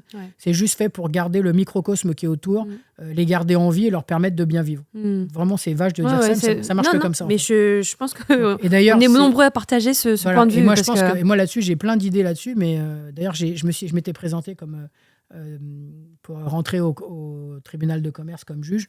Bizarrement, ils ont perdu ma candidature. Non, c'est fou. Ça, vraiment, c'est fou. C'est dingue. Enfin bref, pas très grave. Parce que c'est pas de l'intérieur qu'on pourra la révolutionner, c'est autrement. Mais je pense qu'il y a vraiment un système. Il faut vraiment revoir ce système qui est là pour broyer les entreprises et pas du tout les aider. En tout cas, oui, tu as raison. Il faut avoir un moment de recul et se dire, OK, mon business model, c'est quoi? Comment je fais pour gagner de l'argent? Et surtout, cette dette-là, celle qui est ici, comment est-ce que je fais pour la rembourser demain, en mettant pas en péril l'entreprise et en gardant la rentabilité, mais suffisamment pour rembourser. Parce que, en fait, c'est ça la vraie question, c'est ça. Ce paquet de dettes, comment tu le récupères derrière, en fait. Et comme tu dis, c'est cette marge, en fait. C'est vraiment cette rentabilité que tu as. Et si tu n'as pas assez de rentabilité, mais qu'à chaque fois tu dois payer, mais sans pouvoir, entre guillemets, oxygéner, tu fais comment? Alors ça, c'est quand même le rôle, une fois que tu rentres dans le circuit, le rôle de l'administrateur, il est essentiel là-dessus. D'accord. C'est-à-dire que moi, il m'a aidé à remettre les choses en place, on a vraiment discuté, on a remis des chiffres dans le bon sens, enfin voilà. Et il y a une vraie étude qui a été faite, donc ça c'est intéressant, avec effectivement l'expert comptable, Bien etc. sûr. Encore faut-il avoir les bonnes personnes autour de toi. Donc voilà, donc moi quand j'en suis à cette situation, en 2022, je me dis, début 2022, je me dis on va pas tenir, on essaie la conciliation, ça marche pas. Donc le conciliateur me dit, écoute, à part partir en redressement, t'as pas le choix. Moi sur le coup, je lui dis, écoute, m'emmerde pas, mets-moi en liquidation, comme ça on va passer à autre chose. J'ai pas de temps et d'énergie à perdre avec ça, j'avais la boîte dans le Nord, j'avais une autre boîte aussi. En fait, alors c'est vrai que j'avais trop de monde. T'es allé rapidement en fait sur Opamiante, mais en vérité, es une serial entrepreneuse. Hein. Tu n'as pas fait que Europe Amiens. Tu as monté énormément d'autres business. On va dire, comme tu dis, tu as plusieurs lignées, comme je dirais, en termes d'activité. Donc, Europe Amiens, c'était la plus significative, on va dire, parce qu'elle a pris beaucoup de ta vie. Ouais. Mais en réalité, comme tu dis, tu as cette curiosité naturelle et cette envie de développer, de toujours apprendre et donc de développer d'autres projets. Du coup, c'est pour ça que tu leur réponds de cette manière-là. De toute façon, je suis très opportuniste. Donc, alors, je ne sais pas si tu l'as vu dans mon cursus, mais en fait, entre-temps, j'ai monté, par exemple... Alors, les 10 premières années d'Europe Amiens, je n'étais pas là tous les jours. Hein, j'étais là que 2 jours par semaine. Et donc, j'ai monté une entreprise. Par exemple, j'ai monté une agence de voyage en Moldavie. J'ai monté parce que ça me paraissait... Le pays est très intéressant. Pourquoi j'y vais ? Parce que j'ai des ouvriers moldaves qui me disent viens voir chez nous comme c'est beau. J'y vais, effectivement, c'est très joli, c'est sympa. Enfin, voilà. Et donc, j'ouvre une agence de voyage en Moldavie. Ça, c'était, je ne sais plus en quelle année c'était. Ça a duré 3 ans. J'ai fini par donner l'agence à un Moldave sur place et je suis rentré. J'y allais à peu près 3-4 jours tous les mois. Donc, ça a duré 2-3 ans. Qu'est-ce que j'ai monté d'autre comme entreprise ? J'ai monté aussi... juste avant le Covid, là, on avait monté une entreprise de transport de déchets dangereux. Donc, l'entreprise s'appelait Liaison Dangereuse. Donc, voilà. Ça tombe sous le sens. Voilà, ça tombe sous le sens. Donc, celle-là, je l'ai fermée en même temps que je suis parti en redressement. J'ai fermé celle-là. Et puis, l'agence du Nord qui s'appelle 3D Nord. Donc, celle-ci, elle était presque autonome. Donc, au moment où on repart en redressement, je discutais avec le directeur. Je lui dis, écoute, moi, j'aurais pas l'énergie de suivre tout le monde. Donc, ou la boîte, on trouve un acheteur, ou je la mets, ou je la ferme, parce qu'en fait, je pourrais pas tout faire. Et donc, pendant le redressement, alors ça aussi, ça a été toute une histoire, mais bref, on n'est pas là pour ça. Pendant le redressement, donc, j'ai fini par lui vendre au prix que ça vaut au nominal. C'est-à-dire le prix des actions, en fait. Donc, je lui ai vendu le prix des actions. Donc, tu n'as pas fait de plus-value. J'ai pas fait de plus-value. Et puis, alors, le juge, le commissaire, tout ça, enfin, juge-commissaire, ça a été toute une histoire. Mais bref, j'ai fini par leur dire, je leur ai dit, écoutez, c'est simple.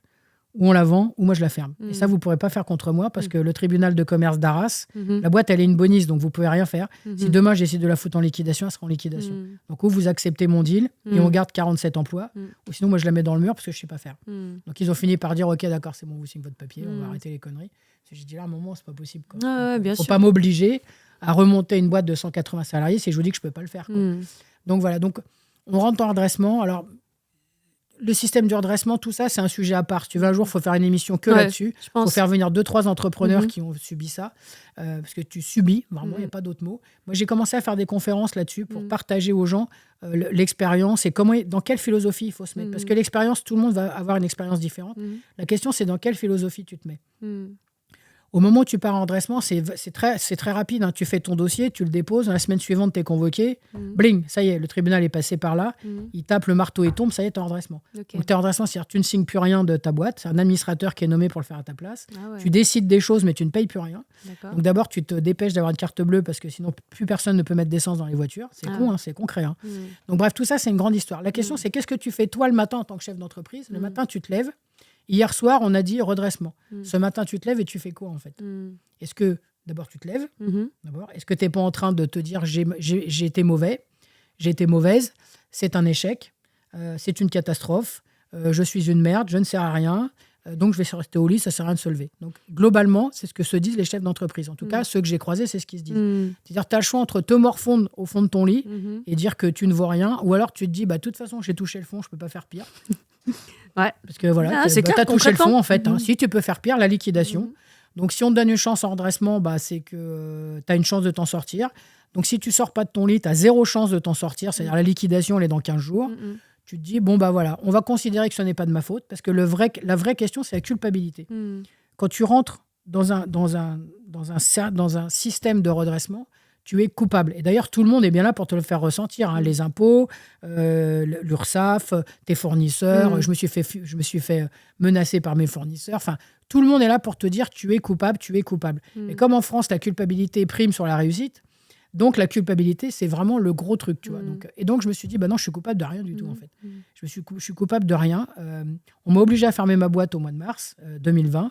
J'ai fait ce que j'ai pu pour m'en sortir. J'ai pas réussi à m'en sortir, c'est pas de ma faute. S'il y a un fautif, vous irez voir M. Macron et le Covid-19 et vous lui direz, c'est de votre faute à vous. Donc moi, je me suis levé en me disant, c'est pas ma faute. Et ça m'a permis de gagner 3 mois. Sachant que le redressement, tu as 6 mois d'observation. Donc si sur les 6 mois, tu passes déjà 3 mois à te morfondre, en gros, tu peux jeter l'éponge. Quoi. Et donc, je me suis levé en me disant, c'est une vraie occasion pour moi de remettre les pendules à l'heure, de tout remettre dans le bon sens, de refaire un business model qui fonctionne. Et donc là, je me suis dit, je suis déjà au fond, je vais taper au fond de la piscine et je vais voir ce qui se passe. Et donc, c'est ce que j'ai fait. J'ai eu l'occasion de croiser 2-3 chefs d'entreprise, peut-être même sans qu'ils l'aient fait exprès. J'ai discuté avec eux, ils m'ont dit ouais, ça. Enfin, ils m'ont donné des conseils et je me suis dit, j'ai jamais fait ça. J'avais notamment croisé un jeune chef d'entreprise qui m'a dit moi, à ta place, je ferais la politique de la guerre. C'est-à-dire, c'est la guerre, c'est la guerre. Tu y vas et ceux qui t'aiment te suivent, ceux qui t'aiment pas, ils te lâchent. Je me suis dit, j'ai jamais fait ça. J'ai toujours plutôt essayé d'être respectueuse des gens, etc. Puis du jour au lendemain, je me suis dit, OK, on va faire ça alors. J'ai commencé à gueuler dans les couloirs. J'étais pas d'accord avec les gens. Je tapais du poing sur la table. Ça a gueulé dans tous les sens.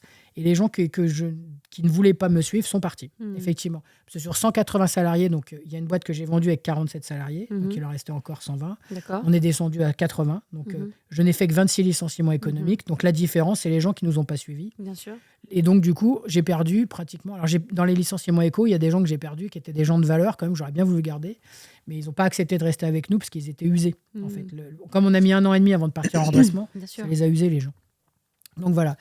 Et là-dessus, les gens qui devaient partir avant... Enfin, tout ça, ça a été une espèce de grand mélange humain où les gens s'y retrouvaient pas, faisaient semblant, étaient authentiques, pas authentiques. Tout ça, c'était un bordel incroyable. En fait, il y a eu une sorte de... une révolution, en fait. C'est ça, mais... C'est la révolution. Sauf que j'avais changé. Profond, quoi. Et je me suis dit...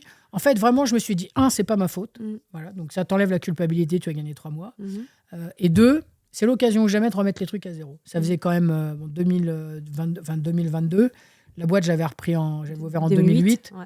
Donc, ça faisait déjà pas mal d'années. Il y a des choses, tu n'as pas toujours le courage. Tu vois, tu n'as pas toujours le courage de dire, là, je vois bien que cette personne, elle est plus compétente, ce serait bien de l'enlever, mais comme elle est là depuis longtemps, c'est compliqué, tu vois.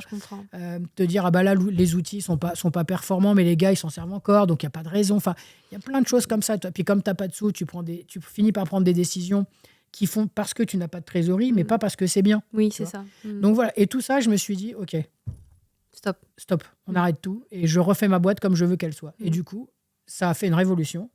Et contre toute attente, mais vraiment, et c'est là où je me dis, travailler avec des salariés, c'est un vrai bonheur quand même, parce que ça t'apporte plein de choses, en fait.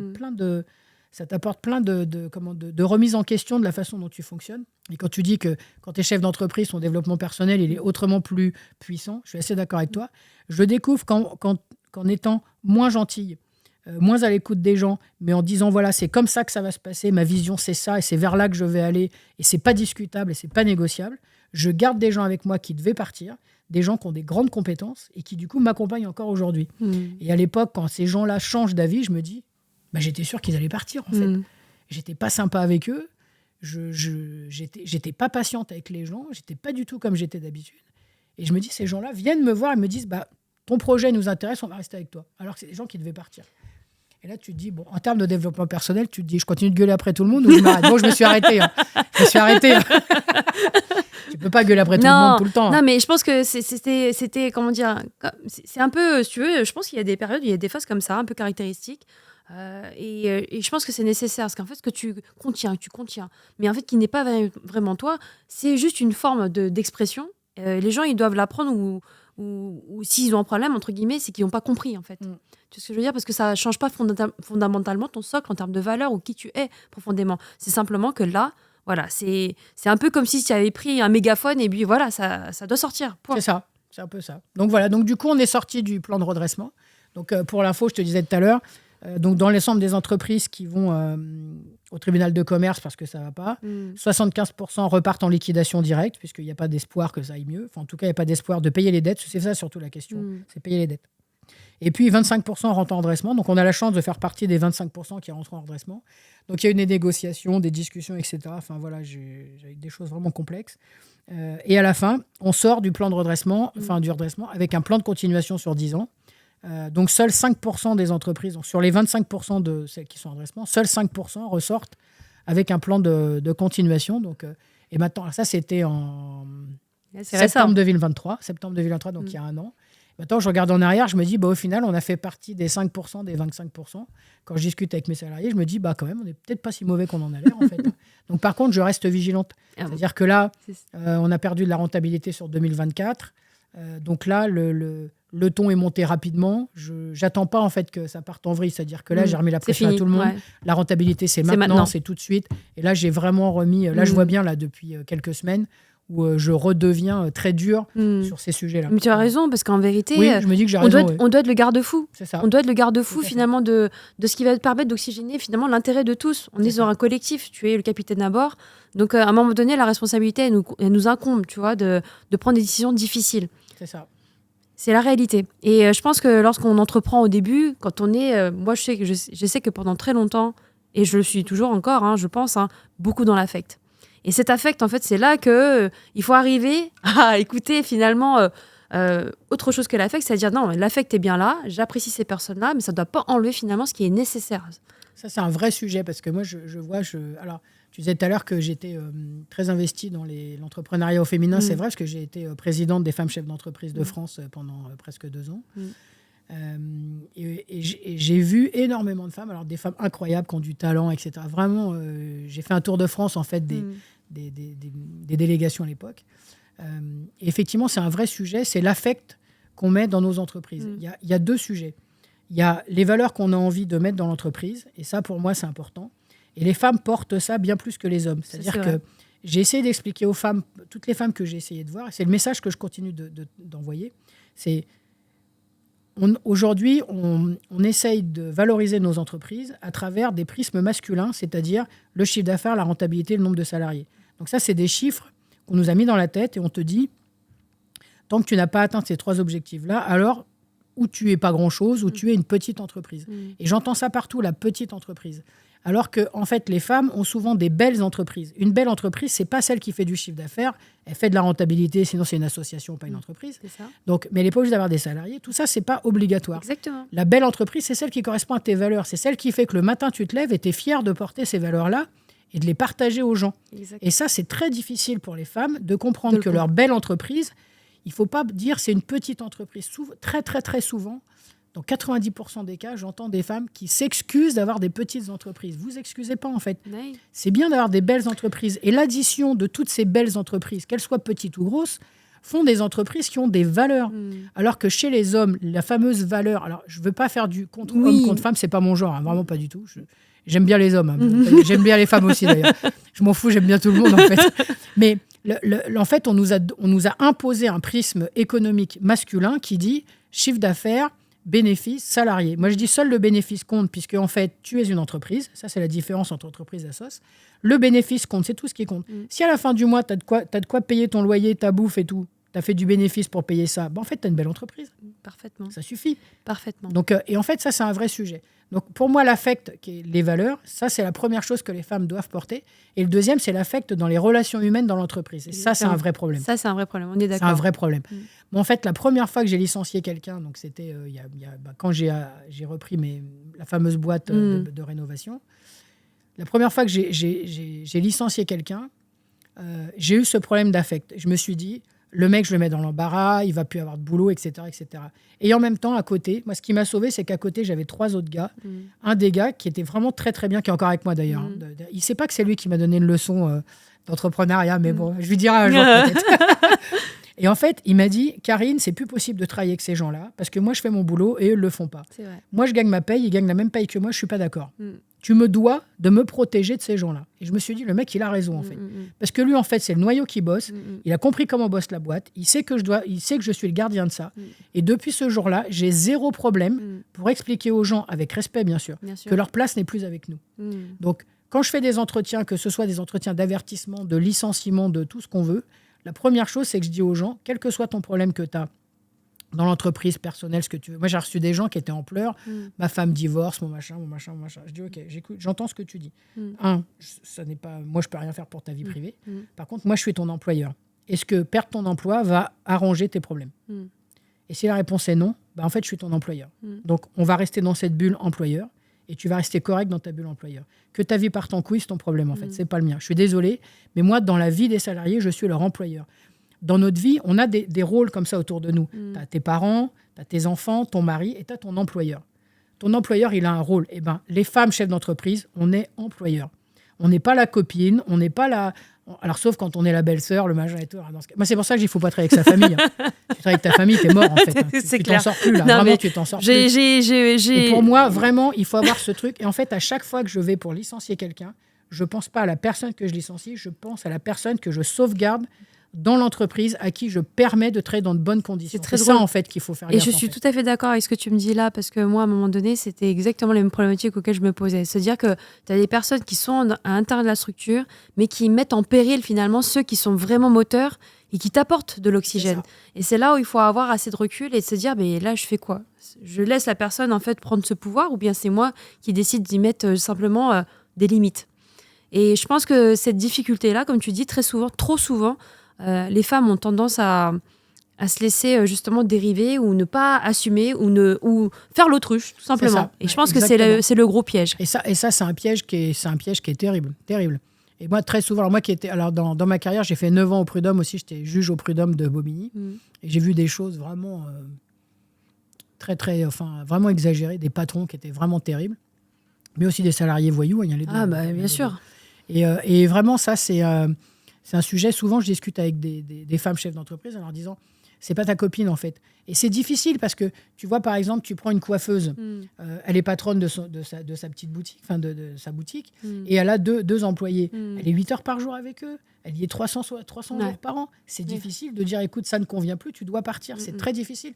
Mais ce qu'il faut comprendre, c'est que on peut se séparer des gens avec un accord amiable avant qu'il y ait les ruptures conventionnelles. Parce que c'est pareil. Alors là, j'ai moins de 102 ans, j'en ai que 70. Il y a un moment, les ruptures conventionnelles n'existaient pas. Et là, ce qui était terrible, vraiment terrible, c'est qu'il fallait chercher des fautes pour qu'on puisse licencier les gens. Oui. Ça, c'était une catastrophe. Et ça, je trouve que c'est quelque chose de C'était destructeur. broyeur, Oui, ça. c'est Mais destructeur de fou. Ouais, en étant au prud'homme, j'ai vu des gens broyer parce qu'on a cherché des fautes. Mais on n'a pas le droit de faire ça. Moi, c'est pour ça que les ruptures conventionnelles, moi, je dis que ça, c'est vraiment vraiment la sortie la plus respectueuse des gens. Moi, je leur dis, voilà, on ne peut plus travailler ensemble. On a réussi à travailler ensemble. Tu as évolué, j'ai évolué, la société a évolué. Nous ne partageons plus les mêmes valeurs. Nous ne partageons plus la même façon de travailler. Donc, je te propose d'arrêter là. Mais je pense vraiment que, tu vois, entreprendre, ça demande beaucoup de courage. Et souvent, le courage face à l'adversité, c'est normal. Mais justement, ce courage-là aussi, où les gens, d'un coup, ne veulent pas assumer. Et je pense que la meilleure approche, justement, c'est d'être honnête. Cette honnêteté, quand les choses ne vont pas, c'est cette difficulté-là que beaucoup ressentent lorsqu'ils se disent, je vais peut-être pas dire. Et je pense que moi aussi, je l'ai payé de mes précédentes expériences où je n'ai pas osé dire les choses. Je me suis dit, on va continuer comme ça. Ça a fait l'autruche. Et le problème, c'est que ça te revient et ça t'explose à la gueule. Oui, grave. C'est tellement violent. Moi, je le vois avec les salariés parce que je suis quand même un peu proche. Une fois, mais pas deux. Ouais, c'est ça, une fois, mais pas deux. Moi, je le vois, par exemple, toi, alors, quand tu commences à avoir plus de salariés, alors non pas quand tu es une ETI, parce que c'est pas mon cas, mais quand tu es dans une TPE ou une PME, ce qui est super important, et moi, je suis très, très vigilante là-dessus en termes social, c'est quand il commence à y avoir une tension, quand il commence à y avoir un petit nœud, il faut le désamorcer tout là. Ouais. En fait, moi, l'expérience m'a appris tout comme toi, qu'en fait, une tension ou un nœud ne se défont jamais tout seul. Jamais. Ça ne marche jamais. Jamais ça marche. Ça a même tendance à grossir, et comme ça grossit, voilà. Et comme ça grossit tout le temps, quand toi, tu arrives, la tension, elle est là. Et toi, tu arrives. Moi, quand on vient me chercher, des fois, les tensions, elles ont déjà grossi. Mais maintenant, les gens, ils savent chez moi que je désamorce tout de suite, donc ça va mieux. Mais des fois, tu as des managers. Là, c'est pas que des chefs d'entreprise, des managers. Ils laissent grossir le truc. Mais quand c'est là, tu veux en faire quoi ? Tu peux même pas le regarder. Tellement le truc, il est énorme. Ça te pète à la gueule, tu peux rien en faire. Ou alors, tu as un nœud, ils sont fait tellement de nœuds. Tu as des clans, tu as des gens et tout. Tu te dis, mais c'est quoi ce bordel ? Et maintenant, je leur dis, moi, tu désamorces dès le départ. J'ai eu la chance d'apprendre quand j'étais jeune, quand j'ai commencé à bosser chez McDo. Parce que quand tu as des clients qui sont un peu hargneux, j'avais à l'époque des formations qui t'expliquaient comment gérer les situations de crise, les situations de conflit. Et en fait, tu appliques 2-3 techniques très simples de gestion de conflit. Tu mets les gens autour de la table avec chacun un droit de parole. On appelle ça le calumet. Moi, je prends une bouteille, n'importe quoi. Je dis, tiens, celui qui a la bouteille, c'est celui qui parle. Donc, vas-y, je t'écoute. Pourtant, je ne suis pas médiateur, je ne suis pas diplomate, je te jure, je ne suis rien de tout ça. Mais cette petite Mais c'est des méthodologies, c'est des clés. C'est des petites clés. Tu fais de la médiation, même de bas étage, parce que je ne suis pas un médiateur. Mais tu fais ça mais il faut le faire tout de suite. Parce que si effectivement, tu as laissé le truc prendre de l'ampleur, là, il faut que tu ailles chercher de l'aide à l'extérieur, parce que là, tu ne peux pas.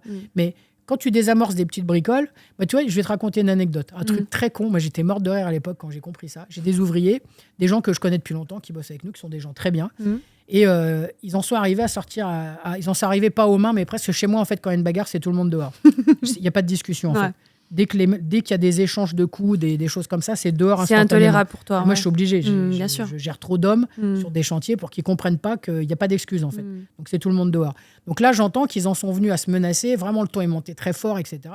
Je les convoque tous les deux. Alors, je t'explique le truc. Quand même, je les convoque, je leur dis, vous essayez. Il y en a un qui prend la bouteille.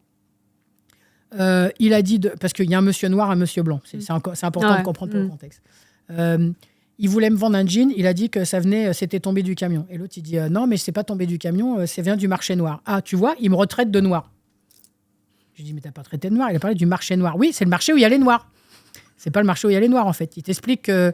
Je lui dis, non, c'est pas ça, en fait. Et donc, en fait, les mecs, sur un quiproquo, c'est des gens qui ont bossé ensemble pendant 7 ou 8 ans. Ah ouais, quand ça même. s'est toujours bien passé. Et sur un quiproquo de marché noir, marché des noirs, ils en sont venus à s'engueuler, à traiter de racistes, etc. Donc, c'est parti en vrille. Ils ne se comprenaient pas, tout simplement. Voilà. Gros Et du coup, culturel. si tu ne te dis pas, viens autour de la table et prends le temps de parler, bah, du coup, tu désengorges pas le nœud, en fait. Hein. Vraiment, c'est improbable. Des bricoles. C'est improbable. Des bricoles. Et pour moi, ça fait partie des choses où les femmes ont un peu de mal parce qu'on leur a toujours appris sois belle, tais-toi, ne fais pas de bordel, ne mets pas les gens dans une situation délicate. On nous a tellement implanté de choses. Et là aussi, j'ai 102 ans quand je dis ça, mais moi, ça fait longtemps que je suis rebelle et que je suis pas d'accord avec l'éducation que j'ai reçue. Vraiment, je suis pas d'accord. Justement, c'est vrai qu'on n'a pas, abordé ce point-là parce qu'on a commencé tout de suite à 21 ans. Ouais. Mais du coup, c'est intéressant, ça, justement, le regard que tu portes justement sur l'éducation que tu as reçue, sur tes parents. Comment ils sont entrepreneurs dans ta famille, justement? Alors, ouais, c'est ce que je te disais tout à l'heure. Le truc drôle, c'est qu'effectivement, j'ai des parents communistes. J'avais un père qui était activement communiste et activiste, c'est-à-dire il faisait des grèves, il faisait des actions la nuit. Vraiment, ils étaient dans le syndicat du livre, donc à l'époque, c'était des grèves très dures. Donc voilà, moi, je les ai entendus raconter tout ça et je ne sais pas pourquoi je me suis fait piquer par l'entrepreneuriat. J'en ai aucune idée, je ne sais pas d'où ça vient. Je pense que c'est vraiment mon absolue nécessité d'être libre. Ça, c'est vraiment... Et j'ai réussi à tenir 14 ans chez un patron parce qu'il m'a laissé une certaine liberté, sinon je n'aurais pas tenu. Mais non, ouais, moi, c'est vraiment... D'ailleurs, c'est écrit... C'est écrit où? Attends, c'est écrit là. C'est écrit sur un de mes tatouages, j'ai écrit libre et indépendante, parce que c'est vraiment dans ma ligne de vie. Mais ouais, avec mes parents communistes, c'était un peu... Il n'y avait pas du tout de notion d'entrepreneuriat. Et puis le patron, c'est toujours le grand méchant. Comment ils t'ont... Parce que, ouais, mais du coup... Parce que vraiment, j'étais une rebelle depuis longtemps. T'es une rebelle, en fait. peut-être, depuis longtemps, ouais. Je pense qu'il y avait de ça, mais quand ils ont observé ton parcours, parce qu'ils ont observé en fait, tout ce que tu as entrepris, tout ce que tu as mis en place, comment leur regard, en fait, justement, de communiste sur leur fille... Je sais pas, parce que alors déjà, il y a longtemps que je parle plus à mes parents. Bon, là, c'est radical. Là, c'est radical. Pour te dire, ma mère a porté plainte contre moi pour avoir la garde de mes enfants. Ma petite fille avait 2 ans et demi. Elle en a 31 aujourd'hui. Donc, à partir de ce jour-là, ça a été un peu classé quand même. Bien sûr, ouais. Donc, voilà, il y a quand même beaucoup d'aléas avec mes parents. Alors, mais du coup, j'étais quand même très rebelle, en fait, parce qu'à 7 ans, par exemple, je suis partie de chez moi parce que ça me convenait pas. J'ai pris mes affaires, je me suis cassée. Donc, j'ai pas été bien loin. J'ai traversé la ville. J'étais chez la nourrice de mes petits frères en disant j'en ai marre. Voilà. Bon, ma mère m'a repris le lendemain, bien sûr. Enfin, le jour même. Je suis reparti à 11 ans. Là, c'était un peu plus sérieux. Je suis parti 2-3 jours. Donc là, c'était un peu plus compliqué. Je suis reparti plusieurs fois. À 16 ans, on a fini. Alors que mes études, pour moi, j'avais déjà cloisonné à mes études. Ça se passait bien. Mais j'avais sauté une classe aussi. Donc, j'étais la plus jeune à chaque fois.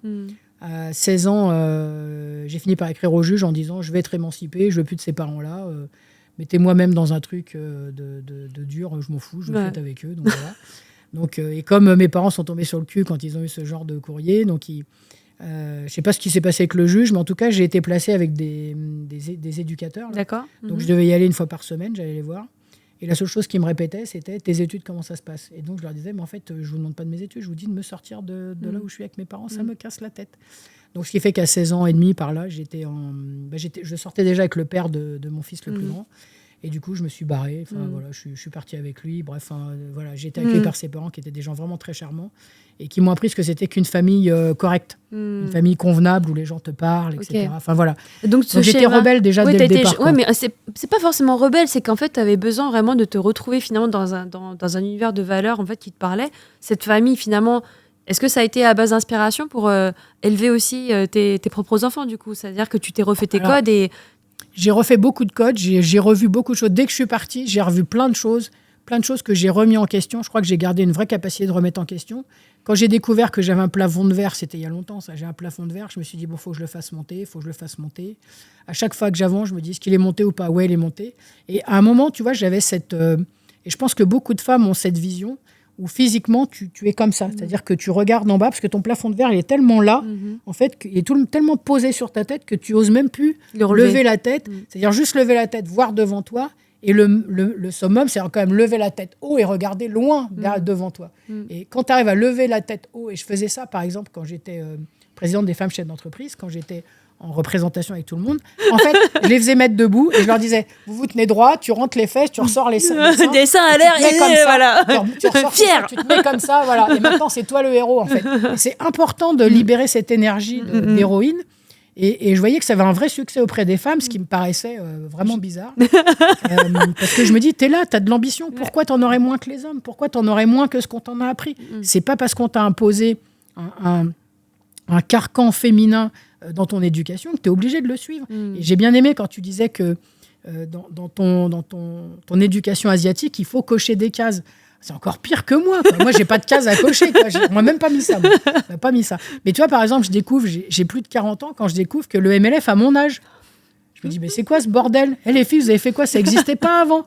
Ça existe des années 60. J'ai dit, alors je sais que la pilule, c'est dans les années 60 aussi. Je me dis, bon, fort heureusement, ça va nous servir. Mais je me dis quand même, les nanas, le MLF, quoi. Enfin, s'il te plaît, vous défendiez pas les femmes avant nous. Vous étiez pas dit, tiens, les femmes, ça fait 2000 ans qu'on se fait avoir. Vous étiez pas dit, on va s'y mettre avant. C'est bizarre quand même. En fait, c'est marrant, tu vois, quand on parle de tout ça, et il y a quand même un point qu'il faut retenir. Je pense qu'on est justement cette nouvelle génération qui incarnons justement cette vision-là et qui pourront faire la différence auprès de la nouvelle génération. Moi, je le répète tout le temps, j'ai 4 filles. Donc à mes 4, j'arrête pas de leur dire, vous êtes des futurs chefs d'entreprise de demain, les futurs leaders de demain. Et dès maintenant, ça change. Même au-delà, c'est-à-dire que ça change parce que nous changeons. Que nous incarnons aussi cette différence. Et c'est en ça que moi, je leur dis, il y a nos limites. Dans vos rêves, dans ce que vous ambitionnez, il n'y aura certainement aucune limite. Et je pense que plus on va, pas que le dire, mais plus on va l'incarner aussi en le faisant, qu'on montre simplement que c'est possible. De toute façon, il faut l'incarner, parce que si tu incarnes pas... Alors, le problème, c'est que ça... Alors, tu sais, j'ai mis un post il n'y a pas longtemps sur LinkedIn, où j'ai dit, je ne sais pas si j'ai réussi ou si j'ai tout foiré avec mes enfants, parce que le résultat, c'est que mes enfants donc, sont tous majeurs, ils sont grands, et ils sont en passe d'être tous chefs d'entreprise, parce que ça s'est tous mal passé avec leur patron. Tiens, c'est bizarre, ça. Je me dis, est-ce que j'ai raté? En fait, la question, c'est, quand tu rends tes enfants libres et autonomes, quand tu vraiment tu vas vers ça. Moi, il y a eu plein d'étapes et je leur ai jamais dit devenez chef d'entreprise parce que j'avais pas envie de leur dire ça. J'aurais juste dit soyez libres, autonomes et réfléchissez à ce que vous voulez vous et pas ce qu'on vous impose. Donc moi, par exemple, alors bon, ça aussi là, j'ai 102 ans. Par exemple, moi, dans les poussettes, j'ai jamais attaché mes enfants parce que c'est déjà une contrainte de liberté. Car la liberté physique de bouger, pour moi, c'était pas envisageable. Dans la voiture, j'ai quand même fini par leur mettre la ceinture à l'arrière parce que c'était un peu dangereux, mais sur par exemple sur des courts trajets, à l'époque, je le faisais pas. Maintenant, je sais que c'est pour ça que j'ai 102 ans, parce que je le referai pas aujourd'hui. Vraiment, moi, quand j'ai mes petites filles, je mets quand même le siège auto et je les attache. Ah oui, t'es déjà grand-mère. J'ai compris, je suis grand-mère. Oh là là, c'est sympa. Donc voilà, donc je me dis, je leur ai appris comme ça, toi, au fur et à mesure. Par exemple, quand tu rentres en 6e, je t'achète un réveil et tu te démerdes. L'heure à laquelle tu dois partir, c'est l'heure à laquelle tu t'es organisé. Si tu es en retard, de toute façon, c'est toi qui prends les heures de colle, c'est pas moi. Donc ça démarre comme ça. Les devoirs, si tu les fais pas, en fait. C'est ton problème, c'est pas le mien. Moi, mon école, elle est faite. Je vais pas faire l'école à ta place. Et puis, le matin de leurs 14 ans, bon, sauf la dernière, on est passé à côté, mais le matin de leurs 14 ans, je leur dis, voilà, la machine à laver, je t'explique comment ça fonctionne. Tu vois, il y a un bouton là, il y a un bouton là. Si tu veux séparer, tu sépares. Si tu sépares pas, tu sépares pas. C'est ton problème. Si tes petites culottes blanches, elles finissent roses, c'est ton problème, c'est plus le mien. Donc, tu as 14 ans, tu te débrouilles. Et petit à petit, j'ai amené l'autonomie à mes enfants. Mais j'ai accepté, et c'est là où c'est difficile, j'ai accepté aussi que parfois, ils ne pensent pas comme nous. Bien sûr. Ils ne pensent pas comme moi, qu'ils n'aient pas envie de faire la même chose que moi, que moi, j'ai envie d'aller les emmener au musée, ils n'ont pas envie, ils préfèrent rester devant la télé. Bon, ok, si tu veux. Toi, Et puis aussi, ce qui était important pour moi aussi, c'était respecter leur univers. Et je vois, par exemple, aujourd'hui, parce qu'on parle de liberté et d'élever nos enfants, moi, aujourd'hui, il y a quelque chose qui me dérange. C'est qu'on donne aux enfants, alors plutôt aux ados, on leur donne par exemple les téléphones, les tablettes, peu importe. On leur donne un téléphone, on leur dit voilà, c'est ton téléphone, son anniversaire, c'est super, ça y est, t'as ton autonomie. Et puis à chaque occasion, on leur enlève. À chaque occasion, on leur dit ah bah non, tu le mets pas. Ah bah non, t'es puni, t'as pas ton téléphone. Ou non, tu me le redonnes à 20h. En fait, je te donne ta liberté et chaque fois que tu fais la moitié de quelque chose qui te convient et qui ne me convient pas, alors je reprends la main à chaque fois. Ça, c'est un signe, c'est pas du tout un signe d'autonomie. On donne le téléphone pour l'autonomie, mais par contre, chaque fois que je peux, je te coupe les vivres. Et là, je me dis, c'est pas respectueux. Parce que si moi, on me le faisait, j'aimerais pas ça. J'aimerais vraiment pas. Moi, si tu me piques mon téléphone, je te jure, t'as intérêt à courir vite. Vraiment, t'as intérêt à courir vite. Oh putain, je vais pas tenter ça. Je te le jure. Non, mais il n'y a aucun adulte qui accepterait qu'on lui pique son téléphone parce qu'il s'est mal comporté. Je veux dire, admettons, tu travailles chez un patron. Bon, moi, ça fait longtemps que j'y suis plus, mais toi aussi. Mais tu travailles chez un patron. Et puis, tu as rendu un mauvais dossier. On attendait de toi un truc, tu t'es planté, c'est pas de chance. Non, imagine le patron, il dit maintenant que t'es puni, tu me rends ton téléphone pendant 2 jours. Bah, t'es une blague ou quoi? C'est Et on fait subir ça à nos ados. Et en fait, on leur fait le message, tu as la liberté, donc, mais je vais te punir de cette liberté pour toute autre chose que le manque de liberté. C'est-à-dire que comme c'est devenu un outil de punition, on s'en sert pour tout un tas de choses. Et donc, à chaque fois, on remet en cause leur liberté. Et leur liberté de quoi? Pas seulement leur liberté de bouger, mais leur liberté intellectuelle. C'est-à-dire qu'on leur fait croire qu'en plus, le téléphone, on peut aller regarder ce qu'il y a dedans, donc plus d'intimité. Ah bah super. Moi, quand j'avais 102 ans, enfin quand j'étais petite, j'avais pas de téléphone, j'avais rien. Mes parents ne savaient pas où j'étais, ne savaient pas ce que je faisais, et puis ils s'en portaient pas plus mal, parce que ça s'appelait la confiance. Aujourd'hui, je trouve que la confiance, elle est un peu érodée. Et en fait, on leur enlève ça. Et c'est pareil, moi, je vois mon dernier enfant qui a 21 ans aujourd'hui, elle a vécu dans son jus et dans son univers avec des écrans. Aujourd'hui, tu la vois tout le temps, elle a 2 ou 3 écrans minimum. La télé, le truc, le machin. Je ne sais pas trop ce qu'elle fait avec tout ça. Et in fine, je me dis, on a essayé de lui apporter des valeurs, donc des valeurs intellectuelles, des valeurs de culture, en lui disant, fais attention, va pas te faire piéger assis, fais gaffe à ça, fais attention à ça, si tu vois ça, on en parle, etc. On a eu cette démarche. Et aujourd'hui, je vois, elle nous montre des youtubeurs, elle nous montre plein de choses comme ça, qui sont des gens très intéressants. Donc ça veut dire qu'au milieu de cette jungle qui lui veut du mal, elle a réussi à trouver des gens qui lui veulent du bien. Mais c'est elle qui a choisi, c'est pas moi. Oui, bien sûr. Et si on leur enlève tout le temps la liberté intellectuelle, si à chaque fois tu leur piques cet objet en leur faisant croire que l'objet est maléfique ou que l'objet c'est celui qui doit être puni, on leur donne quoi à nos enfants? On leur donne pas la liberté et l'indépendance de réfléchir par eux-mêmes et de savoir ce qu'ils ont envie de faire. Ça, c'est important de ça. Quand j'entends à chaque fois des parents qui disent « Ah, il est puni, il n'a pas son téléphone », je dis plus rien parce que sinon je passe vraiment pour la vieille de 102 ans et là, ça suffit, quoi. Mais vraiment, ça me fait mal au cœur pour le gamin. Je me dis, bah... Mais après, je pense que, comme tu dis, c'est tout la base éducative. C'est-à-dire, c'est même le système de valeurs des propres parents. Si la liberté, entre guillemets, c'était pas quelque chose de fondamentalement important chez eux, c'est quelque chose qu'ils vont naturellement pas nourrir parce qu'eux-mêmes n'ont pas eu ce questionnement-là. Et c'est vraiment... merci d'avoir soulevé effectivement cette problématique parce que je pense que beaucoup de parents font ça. Mais même les parents qui essaient de l'enlever, ils voient bien que ça ne règle pas le problème. Parce que fondamentalement, je pense que c'est le dialogue. Voire ça empire le problème. C'est le dialogue. En fait, on revient sur un fondamental qui est avant tout la communication, le dialogue que nous avons. Si je te l'enlève, pourquoi je l'enlève? Ça me fait chier de te l'enlever parce que c'est pas ce que j'ai envie de faire. Parce que le point aussi, c'est ça, c'est que des fois, tu le retires, mais parce que là, je dis, hey, stop, on peut parler pour de vrai, et pas, en fait, se réfugier dans ce truc-là. Et je pense que c'est là où on doit s'interroger, qu'est-ce que j'ai mis comme base dans ma capacité, finalement, à communiquer vraiment avec mon enfant. Et je pense que c'est là la vraie question. C'est que souvent, on a donné le téléphone parce qu'on pensait, mais c'est simplement que les parents voulaient acheter leur tranquillité. Et pas toujours. T'achètes aussi le fait que ton gamin, quand il rentre, enfin la plupart c'est quand il rentre en 6e. Hein. Quand il rentre en 6e, tu tiens combien de temps avec ton gamin sans téléphone, d'après toi? Aujourd'hui, je sais pas, j'ai plus d'enfants en 6e. Mais combien de temps tu tiens avec ton gamin qui vient tous les jours te dire, mes copains ils ont machin, moi j'ai pas, moi j'ai pas. Tu tiens combien de temps? Non mais c'est. Donc tu tiens pas en fait. Et c'est là la difficulté. C'est, je pense que ceux qui arrivent à tenir et qui entre guillemets, de toute façon tes gamins, enfin tes enfants ou tes camarades, ils font comme ils veulent. Entre guillemets, c'est ta capacité. Établir une communication avec eux et de se dire de quelle manière tu nourris finalement leurs besoins, leurs valeurs à eux aussi. Et cette liberté, tu peux l'avoir autrement que par le téléphone.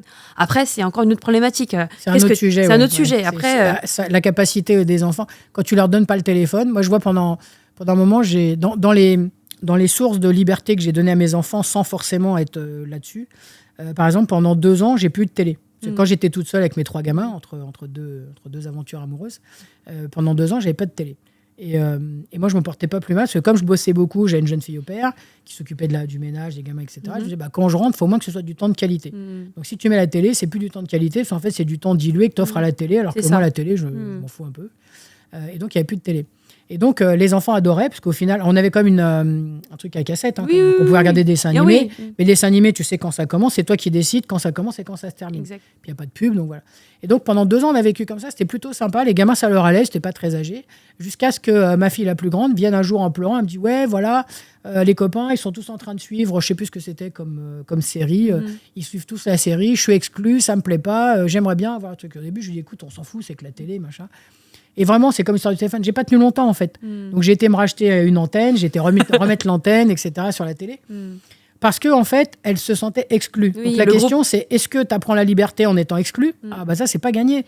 Parce que ça, tu n'apprends pas la liberté, tu apprends à avoir du caractère. Et le caractère, ça se décrète pas encore, en fait. Dire aux gens, bah non, moi, c'est blanc, alors que tout le monde dit noir, bah excuse-moi, mais c'est difficile de faire ça, tu vois. Dans l'éducation, c'est difficile. Non. Et du coup, voilà, faut savoir faire entre les deux. Moi, je dis, une fois que tu as donné le téléphone, j'écoutais là, hier quelqu'un qui disait, de la même façon qu'on ne laisse pas les enfants conduire sans avoir un permis de conduire et valider qu'ils savent conduire, il faudrait faire la même chose avec le numérique. C'est-à-dire, avant de leur donner un téléphone, il faudrait avoir une vraie formation numérique et valider qu'ils ont bien compris. Et je trouve que c'est plein de bon sens. Ouais, c'est vrai. Et du coup, respecter cette liberté. Une fois qu'on t'a donné le permis, bah, on considère que tu sais conduire. Une fois qu'on t'a donné un permis numérique, on va considérer que tu sais t'en servir. Voilà. Après, bon, ça fait partie le retrait du permis. Éléments. Ouais, le retrait du permis. On n'en parle pas parce que j'en suis à 3e permis, donc on n'en parle pas. Ça fait au moins 3 ans que j'ai le mien. Là. Moi, mes grosses voitures, j'ai souvent fait sauter mon permis. Donc voilà. Non, mais en tout cas, non, c'est super intéressant de pouvoir aborder toutes ces problématiques, mais tous ces sujets, parce que finalement, tout est interconnecté. Comme tu me parlais en fait, de ces différentes lignées, finalement, les différents domaines de notre vie, en réalité, c'est un gros, enfin, pour moi, oui, c'est ça, c'est un grand cercle avec tous ces domaines qui sont rattachés les uns aux autres et pour lequel il faut nourrir autant qu'on peut pour que justement le tout s'équilibre. Parce que si tu en as un que tu nourris plus que l'autre, mais que tu en oublies justement cet autre pilier, ça te rattrape. Donc cette vision que tu as finalement d'avoir su insuffler toute cette vision de responsabilité, d'engagement également, mais aussi d'écoute, parce que c'est de l'écoute, mais aussi prendre le temps avec tes équipes, c'est exactement ce que tu as mis en place auprès de tes propres enfants. Et finalement, dans tout ce que tu as fait dans tous les domaines de ta vie. Sur les enfants, tu les manages comme tu manages les employés. Avec quelques nuances. Par exemple, moi, mes enfants, je ne sais pas leur dire non, je ne sais pas les punir. J'ai jamais su faire ça, en fait. Une fois, j'avais puni mon fils, le plus petit, et donc j'ai dit, t'es puni mercredi, t'as pas le droit de sortir, etc. Enfin bref, le mercredi, j'arrive. C'était la semaine d'avant, puis le mercredi, j'arrive. J'arrive l'après-midi, je dis, qu'est-ce que tu fais là? Il dit, je suis puni. Ah oui, c'est vrai, j'ai oublié. Et donc, la fois d'après, je sais plus, j'ai essayé de le punir par un autre truc. Et chez moi, depuis toujours, il y a un tableau en craie, c'est pour pouvoir écrire, un tableau noir pour pouvoir écrire depuis toujours. On a un mur comme ça tout le temps. Et donc, la fois d'après, je l'avais puni et j'avais écrit dessus Clément est puni. Je crois qu'il a dû l'effacer. Parce que, du coup, j'ai oublié. En fait, moi, je sais pas punir mes enfants. Alors que je suis beaucoup plus carré dans mon travail, avec des exigences, etc. Avec mes enfants, j'ai pas du tout ce niveau d'exigence que je me dis, bon, ils font leur vie. Moi, je suis consciente depuis qu'ils ont, je dirais, 8-10 ans. Donc, quand ils rentrent au collège, en fait. Arrivé au collège, je trouve qu'il y a une étape qui se fait. Tu les emmènes plus tous les matins, tous les soirs, etc. Je trouve qu'il y a une étape qui se fait où là, ils deviennent des individus à part entière avec des émotions qui sont les leurs, qui ne sont pas les tiennes, etc. Donc à partir de là, moi je pense qu'on leur doit la liberté de pouvoir choisir. Il faut les encadrer, bien sûr, il ne faut pas laisser partir en live, mais on leur doit quand même quelque chose qui leur permette d'avoir un secteur d'exploration. Donc, voilà. Je voulais revenir sur les femmes chefs d'entreprise, juste 2 secondes. Oui, bien sûr. Sur les femmes chefs d'entreprise. J'ai commencé à faire cette année des conférences sur le business model, qui à la base, je ne suis pas un prof d'économie. Je me sentais très, comment on appelle ça merde, j'ai oublié le nom, c'est pas grave, ça me reviendra. Imposteur, tu sais, le complexe de l'imposteur. Oui, ça, le c'est syndrome, un sujet, ça. le syndrome de l'imposteur. Ouais. Ça, entre le plafond de verre et le syndrome de l'imposteur, là, t'es pas mal. Tu as un plafond de verre autour de toi et en plus, tu sens que t'es pas à ta place. Là, je veux dire, en tant que chef d'entreprise féminine, c'est très, très, très, très complexe. Et donc, je me suis assez senti imposteur là-dedans, d'aller faire des conférences sur le business model. Et puis, il y a des amis qui m'ont dit, pourtant, t'aimes bien ce truc-là, ça te plaît, etc. Tu devrais faire des conférences là-dessus. J'aurais dit, à mon avis, je suis pas crédible, ça sert à rien. Donc, ça a mis du temps à venir. Et puis, depuis cette année, je me suis dit, de toute façon, je vais le faire gratuitement. Donc, au final, si je suis pas bonne, tant pis, ils n'auront rien payé, puis c'est pas grave. On aura perdu 1 heure ensemble, c'est sympa. Du coup, j'ai commencé à faire les conférences sur le business model. Je le fais avec mes mots, avec ma sensibilité. Et je le fais auprès de femmes chefs d'entreprise. Il y a des hommes aussi maintenant qui viennent. Et ça, c'est ce qui nourrit vraiment mon aspect militant. Parce que quand j'étais à la tête de l'association des femmes chefs d'entreprise, j'ai cru que ça allait nourrir mon esprit militant, ce qui n'est pas le cas. Être à la tête d'une association, c'est plus d'emmerde que de solutions. In fine, oui, clairement, c'est pas mon truc. Et du coup, en étant conférencière sur ce thème-là, vraiment, ça nourrit mon esprit militant parce que je permets à des femmes, et d'ailleurs, je leur dis, moi, je vous autorise à gagner de l'argent. Et en fait, pendant 1h30, 2 heures, en général, l'atelier dure 3 heures. Pendant 3 heures, je lui dis, quand est-ce que tu gagnes de l'argent ? Où est-ce que tu gagnes de l'argent ? C'est très important de dire aux femmes, gagnez de l'argent. N'ayez pas honte de gagner de l'argent. Gagner de l'argent, c'est bon, vous avez le droit, c'est OK. Super, c'est super. OK, gagne de l'argent, achète-toi des loups-boutins si tu veux, fais-en ce que tu veux de ton pognon. Mais avant tout, gagne de l'argent. Tu veux faire des choses bien autour de toi, tu veux aider les gens autour de toi, d'abord, gagne de l'argent. Exactement. Parce que si ton socle d'argent, il n'est pas là, et si tu n'en gagnes pas, à la fin du mois, il n'y a personne qui va venir payer le loyer à ta place. Donc d'abord, gagne de l'argent, mais sois fier de gagner de l'argent. Comme si tu avais des bonnes notes, en fait. Tu es fier d'avoir des bonnes notes, sois fier de gagner de l'argent. C'est vraiment un message sur lequel, je ne sais pas, tu sais, si tu vas sur Internet, tu tapes homme et argent, tu vas tomber sur des hommes avec des dollars, des trucs comme ça. Tu tapes femme et argent, je te jure, essaye, tu vas voir, tu vas être désespéré pour la condition féminine. Ouais, non, c'est clair. Tu tombes que sur des pin-up qui, en fait, vraiment, ça me fait mal au cœur. La représentation là, des femmes, justement, par rapport à l'argent, je pense que oui, c'est un vrai sujet. Mais au-delà de la femme argent, je pense que même l'argent en général en France, il faut se dire, c'est la France. Parce que je sais que moi, ma famille aux États-Unis, c'est une fierté. Tu vois, quand tu vas aux États-Unis, tu vas en Asie, tout ça, c'est terrible. C'est une fierté, parce qu'en fait, mais pourquoi ? Parce qu'en fait, culturellement, ce sont des continents qui nourrissent l'entrepreneuriat. C'est ça. Et ils savent en fait ce que c'est que de démarrer vraiment tout en bas de l'échelle et de souffrir, de transpirer, de saigner pour gagner. Donc quand tu gagnes, c'est simplement un champion qui a réussi à gagner sa coupe. Quand les gens ils arrivent avec la petite Lambo, ils disent bravo, franchement elle est trop belle la bagnole et tout. Moi j'ai souvent eu des grosses voitures. Je suis assez fier de mes grosses voitures, mais moi je roule dedans parce que les gens pensent qu'elle n'est pas à moi. Donc en France c'est sympa parce que je me suis déjà arrivé dans une station-service, j'avais une Audi R8, une très belle une série spéciale qui était en 7 exemplaires en France, et il y a un gars qui vient me voir, un petit black qui vient me voir, il me dit monsieur, madame, c'est qui ton mari footballeur? C'est une blague. En plus, tu vois comment je suis gaulé, tu te dis, t'as craqué ou quoi? Je dis, en fait, j'ai travaillé, c'est ma voiture, en fait. C'est qui ton mari footballeur? Je dis, tu vois bien que je ne suis pas une bimbo blonde, arrête. Et donc, et je plains quand même beaucoup. Moi, je connais des chefs d'entreprise qui ont des très belles voitures dans leur garage. Et ils me disent, non, j'ai une voiture normale pour aller voir mes clients. En fait, c'est bête. C'est ça. Franchement, messieurs, je vous plains. Parce que moi, je peux me balader avec une grosse voiture, tout le monde pense que c'est pas la mienne. Et je trouve ça dommage, en fait. Effectivement, en France, c'est un vrai problème. Et c'est pour ça que je pense qu'au-delà du féminisme, c'est carrément des sujets. Tu vois. Pour moi, c'est un vrai sujet plus lié à l'argent parce que je comprends pas, tu vois. Je comprends pas. Donc c'est dommage. Et je pense qu'il faut effectivement faire évoluer cette mentalité au-delà de cet aspect culturel, parce que l'argent, elle nous fait du bien. Qu'aujourd'hui, il faut aussi comprendre une chose, c'est que souvent, en fait, l'argent a été associé au mal. Et je pense que c'est aussi lié à ces croyances religieuses, tu vois, qui font que justement, on est dans ce truc-là. Mais il faut comprendre une chose, c'est que la réalité aujourd'hui, c'est autre chose. Et que tout cet héritage culturel, sociétal qu'on a eu dans notre cellule et ADN, t'es là et tu te retrouves tous les jours finalement en galère. Parce que tu n'arrives pas à associer au fait que gagner de l'argent, c'est bien, c'est positif. C'est bien. Même si tu gagnes trop d'argent, on va se demander qu'est-ce que tu fais, machin. Je gagne de l'argent, en fait, c'est tout. Et au-delà de ça, je pense que... C'est toujours suspect quand une femme gagne beaucoup d'argent. Déjà d'une, mais même sans parler en fait du fait qu'une femme gagne de l'argent, c'est le fait d'être entrepreneur.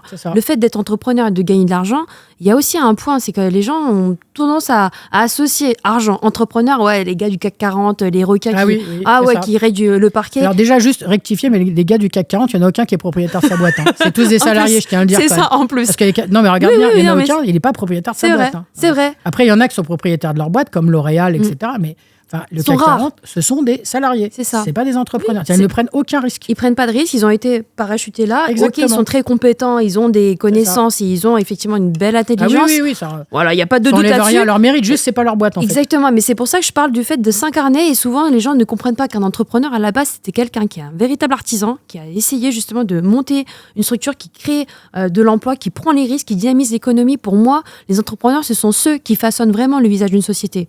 On crée de la richesse. On crée de la richesse. J'adore utiliser on crée de la richesse. Exactement. Et je me dis, quand tu crées de la richesse, c'est bien, c'est super bien, c'est très positif de créer de la richesse. Et ça, malheureusement, on n'en parle pas à l'école. On n'en parle pas à l'école. Sur les bancs de l'école, si les parents, entre guillemets, n'ont pas, entre guillemets, cette sensibilité-là, les institutions n'en parlent pas. Donc aujourd'hui, c'est aussi pour ça que cette émission, elle existe à mon échelle. Je considère que le fait de côtoyer des personnes comme toi, je dis toujours, je répète toujours cette expression, on est la moyenne des 5 personnes qu'on côtoie le plus. Merci à toi, justement, Karine, d'être là pour pouvoir nous partager ça et nous faire partager aussi toutes tes valeurs et ta vision. Parce que je pense qu'il nous en faut plus, justement. Plus de personnes qui puissent voir ce parcours et comprendre que ça peut, malgré les difficultés, se dire qu'il y a toujours des solutions derrière, qu'il n'y a pas de point final. Donc, c'est en ça que je veux vraiment que les personnes partagent ce moment avec nous comme s'ils avaient pris leur verre de bubble tea avec nous et qui ont goûté l'émotion. Ça y est, il est froid maintenant. On va le réchauffer. Non, mais c'était passionnant, vraiment. Un grand merci à toi. J'avais une petite série de questions très rapides, juste que ce soit ludique et fun, et avoir un petit peu ton feeling. Juste pour partager un petit peu, tu nous en as dit pas mal de choses, mais c'est une série de petites questions rapides, les questions express, pour avoir un peu plus de tips encore de ta part. Donc, on est prêt, on va lancer le compteur. À l'image, ce sera ça. Donc, on va partir à la première question. Quel est ton rituel indispensable pour bien démarrer la journée ? Démarrer avec ou des infusions que j'ai faites ou avec du citron, du gingembre et de l'eau chaude. Oh. Je fais ça tous les matins. Je pars, d'ailleurs, mon petit thermos est là-bas. Mais je démarre avec ça, oui. Nourrir mon corps et non pas nourrir ma tête, c'est un vrai sujet en ce moment chez moi. Merci. Alors, deuxième question. Quel est le dernier livre que tu as lu et pourquoi tu le recommanderais ? Je suis en train... Alors, je lis... J'ai un gros problème là-dessus. C'est parce que j'écoute des livres. Et ça, j'ai du mal à dire j'écoute des livres. Ça met 102 ans qu'ils font ça. Et sinon, il se trouve que j'ai acheté le dernier Pénac, Mon assassin, parce que Pénac, c'est un auteur depuis toujours. Je me pose pas de questions. Il sort un livre, je le prends. Et puis, la dernière... Il y a Werber aussi que je lis assez facilement. Et j'ai été à l'Olympia la semaine dernière écouter une méditation à l'Olympia. C'était extraordinaire. J'ai trouvé ça vraiment sympa. Et voilà. Donc je lis après. Ça, c'est des romans plutôt faciles quand j'ai envie de me vider la tête. Et puis après, je lis assez facilement des choses qu'on me donne sur du développement personnel, sur des choses comme ça. Ouais. D'accord. Je prends un peu de tout, quoi. Donc tu dirais, là ça saute sur la question suivante, mais alors du coup, ça serait ton activité pour te recentrer ou te ressourcer ? Ça serait la lecture ou l'audio ? C'est quoi alors qui te ressource le plus ? Ce qui me ressource le plus, marcher, ça me fait du bien. Et puis, bosser, j'aime bien bosser en fait. C'est un plaisir. Moi, en fait, j'aime bien monter des entreprises. La dernière que j'ai montée, on n'en a pas parlé, c'est Génie Déclic. Ça m'éclate, quoi, en fait. J'adore monter des projets, ça m'éclate. Ouais, c'est comment dire, la stimulation intellectuelle, le fait d'être dans l'action, le fait d'être en mouvement, c'est ça qui fait quoi. Ouais. Ok. Et c'est quoi l'application mobile que tu utilises le plus sur ton téléphone ? Alors, numéro 1, c'est WhatsApp, parce que j'ai beaucoup de gens avec du WhatsApp. Et numéro 2, en ce moment, c'est ChatGPT, parce que je suis avec mon projet IA, là. Je teste ChatGPT dans tous les sens. Je suis en train de lui mettre une déculottée. C'est trop marrant, en fait, j'adore. J'adore. Ouais, moi aussi, je prompte énormément ChatGPT. J'ai pris l'abonnement, là, ça y est. Ouais, moi, ça fait longtemps, là, vraiment, j'adore. J'adore ce milieu-là. Ok. Et quel est le meilleur conseil que tu aies reçu dans ta vie et qui t'a marqué ? Ce que je te disais tout à l'heure, en termes d'entrepreneuriat, va chercher une niche sécuritaire, obligatoire, et pas que des particuliers. C'est la meilleure façon de gagner de l'argent. Et je suis resté sur cette lignée-là. Ok. Si tu pouvais prendre une pause de bubble tea avec une personne, vivante ou décédée, qui serait-elle ? Si je pouvais prendre une pause bubble tea avec quelqu'un qui est vivant ou décédé, je dirais Elon Musk. Alors c'est dommage, je parle pas anglais, je suis nul en anglais. Je peux venir avec toi, t'inquiète pas. Mais j'aimerais bien discuter avec lui. Je sais que c'est un manager, il a un ego surdimensionné, mais j'aimerais tellement pouvoir discuter avec lui, juste pour savoir jusqu'à quel point il est incompétent et comment il a réussi malgré son incompétence. Vraiment, je trouve ça absolument incroyable. Et moi, j'aimerais bien discuter avec des gens comme ça. Mais je trouve qu'il est inspirant. Voilà. Il est inspirant à son échelle. Je sais pas si c'est inspirant, moi je suis curieuse surtout. Ça m'inspire. J'ai peu de gens qui m'ont inspiré, à part des gens comme Simone Veil, par exemple, qui s'est vraiment battue pour les femmes. Mais sinon, les autres sont pas très... Je suis jalouse de personne et je m'inspire pas de grand monde. Je suis très curieuse de savoir comment les gens fonctionnent. Et si tu pouvais reparler à ton ancienne toi plus jeune, en début de carrière, qu'est-ce que tu lui dirais avec tout ce que tu as vécu maintenant ? Non, je lui dirais rien de plus que ce que j'ai fait. Non, j'ai pas de remords, j'ai pas de conseils. En plus, comme je fais de la méditation, c'est souvent tu as ce genre de truc, tu retournes en arrière, qu'est-ce que tu lui dis et tout.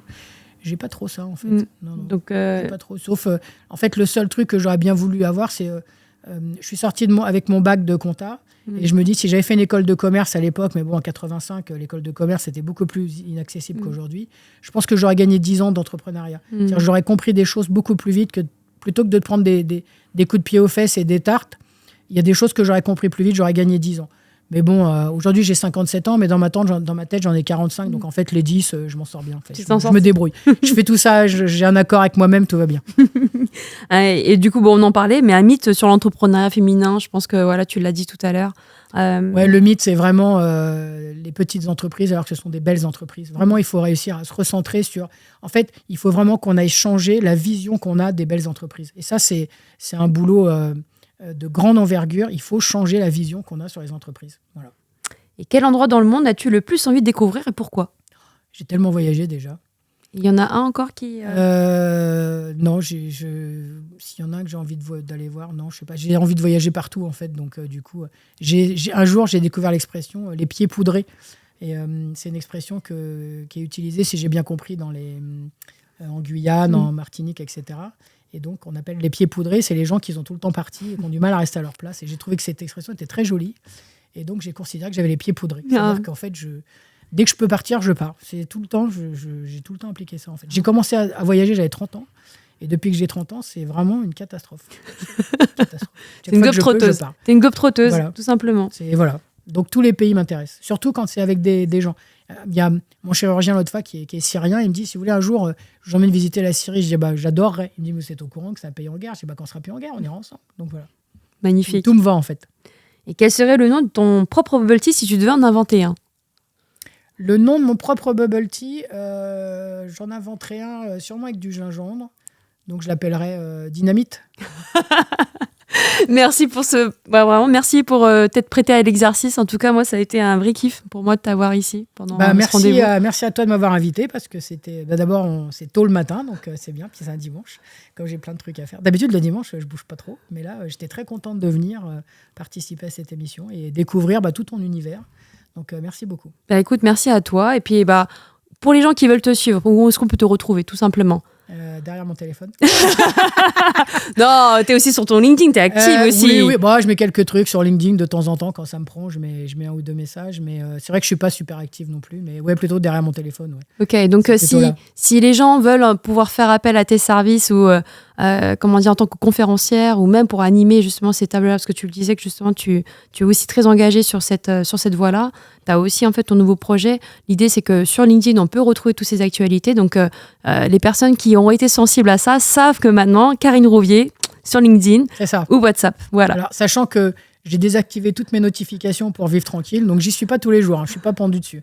La seule notif qui reste, c'est WhatsApp, parce que je réponds tout de suite. Mais toutes les autres, même mes mails, j'ai décidé que je les lisais qu'une fois par jour. Enfin, voilà. J'ai 102 ans quand je fais ça, mais en même temps, je vis tranquille. En évitant les notifications toutes les 20 secondes. En fait. Non, mais tu as bien raison. Je pense qu'il faut vivre avant tout. Et donc, merci d'avoir simplement partagé ce moment avec moi. Donc, merci encore à toi. Merci. Ciao les amis.